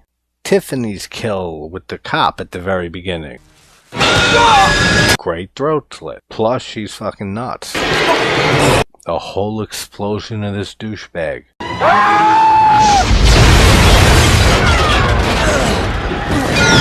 And this is the kill that I said is very similar in Cult, but I like this one much better.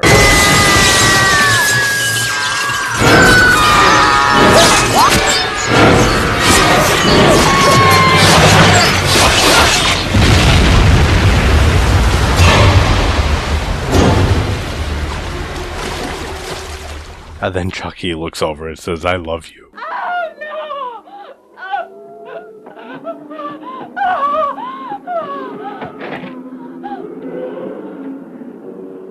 Mario Bava's 1966 masterpiece, Kill Baby Kill, the intro scene. And I love how she dies and it just freeze frames on that for the entire credits.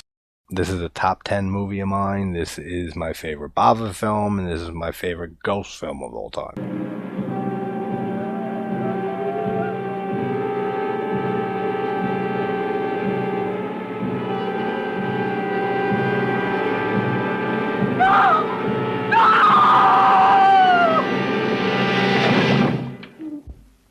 Hell Night from 81 with Linda Blair. It's a fun one, not a favorite of mine, but these are two cool kills.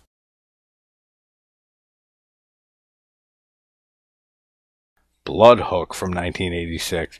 This is an insanely stupid movie, but it's fun, and it's the only movie ever that you'll see somebody using a fishing rod as their killing utensil. And then we get this fishing rod battle between the killer and this guy who ends up finally dying at the end. Bloodhook. Rats. Night of Terror. From Bruno Mattei. Christ, you dirty beast! That's why our water gets polluted! Shit! Get out! Get out! Go on, get out! You'll make us sick! Thought of this one again because the Ginger Ninja, he just did a review on this. If you haven't seen it, check it out. But there's a few people who get their asses killed by rats. Okay, fuck. Fucking rats! A rifle in the wrong hands can be, really dangerous, so... Give me the fucking... Wolf Creek from 2005. Aussie film, and it's a great one with some great kills and gore.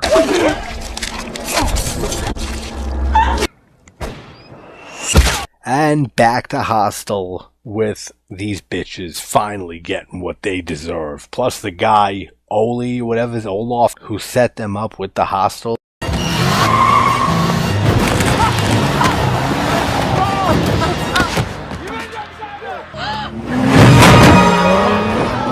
And then I didn't really notice this much until putting this together and re-seeing the train kill in Cat o' Nine Tails.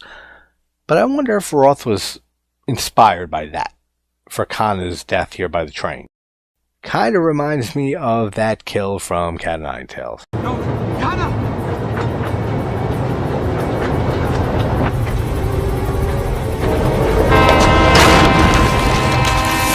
Stuart Gordon's Castle Freak from 95 is my favorite full moon picture. Under the actual full moon, banner company. And then the prostitute kill is infamous.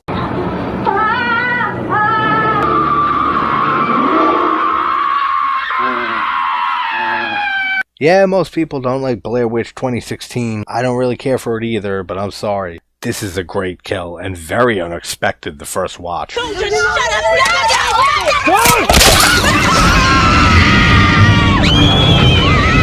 Hey, I'll swallow your soul! I'll swallow your soul! I'll swallow your soul! Swallow this. I mean, it's absolutely iconic and one of the greatest movies ever. This scene from Reanimator. This is another top movie, and I adore the effects work here. Gruber!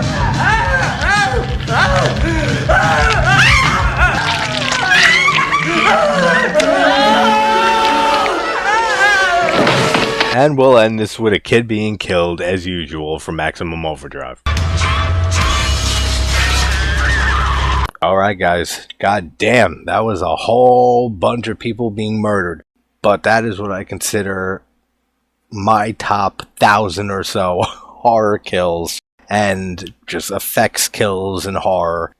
Is there any kill that you did not see during this whole entire thing that you think should be in here? Leave it in the comments, let me know. But as always, thanks for hanging out, everybody, and hope everyone has a great morning, afternoon, or night. I will talk to you soon. Take care, guys.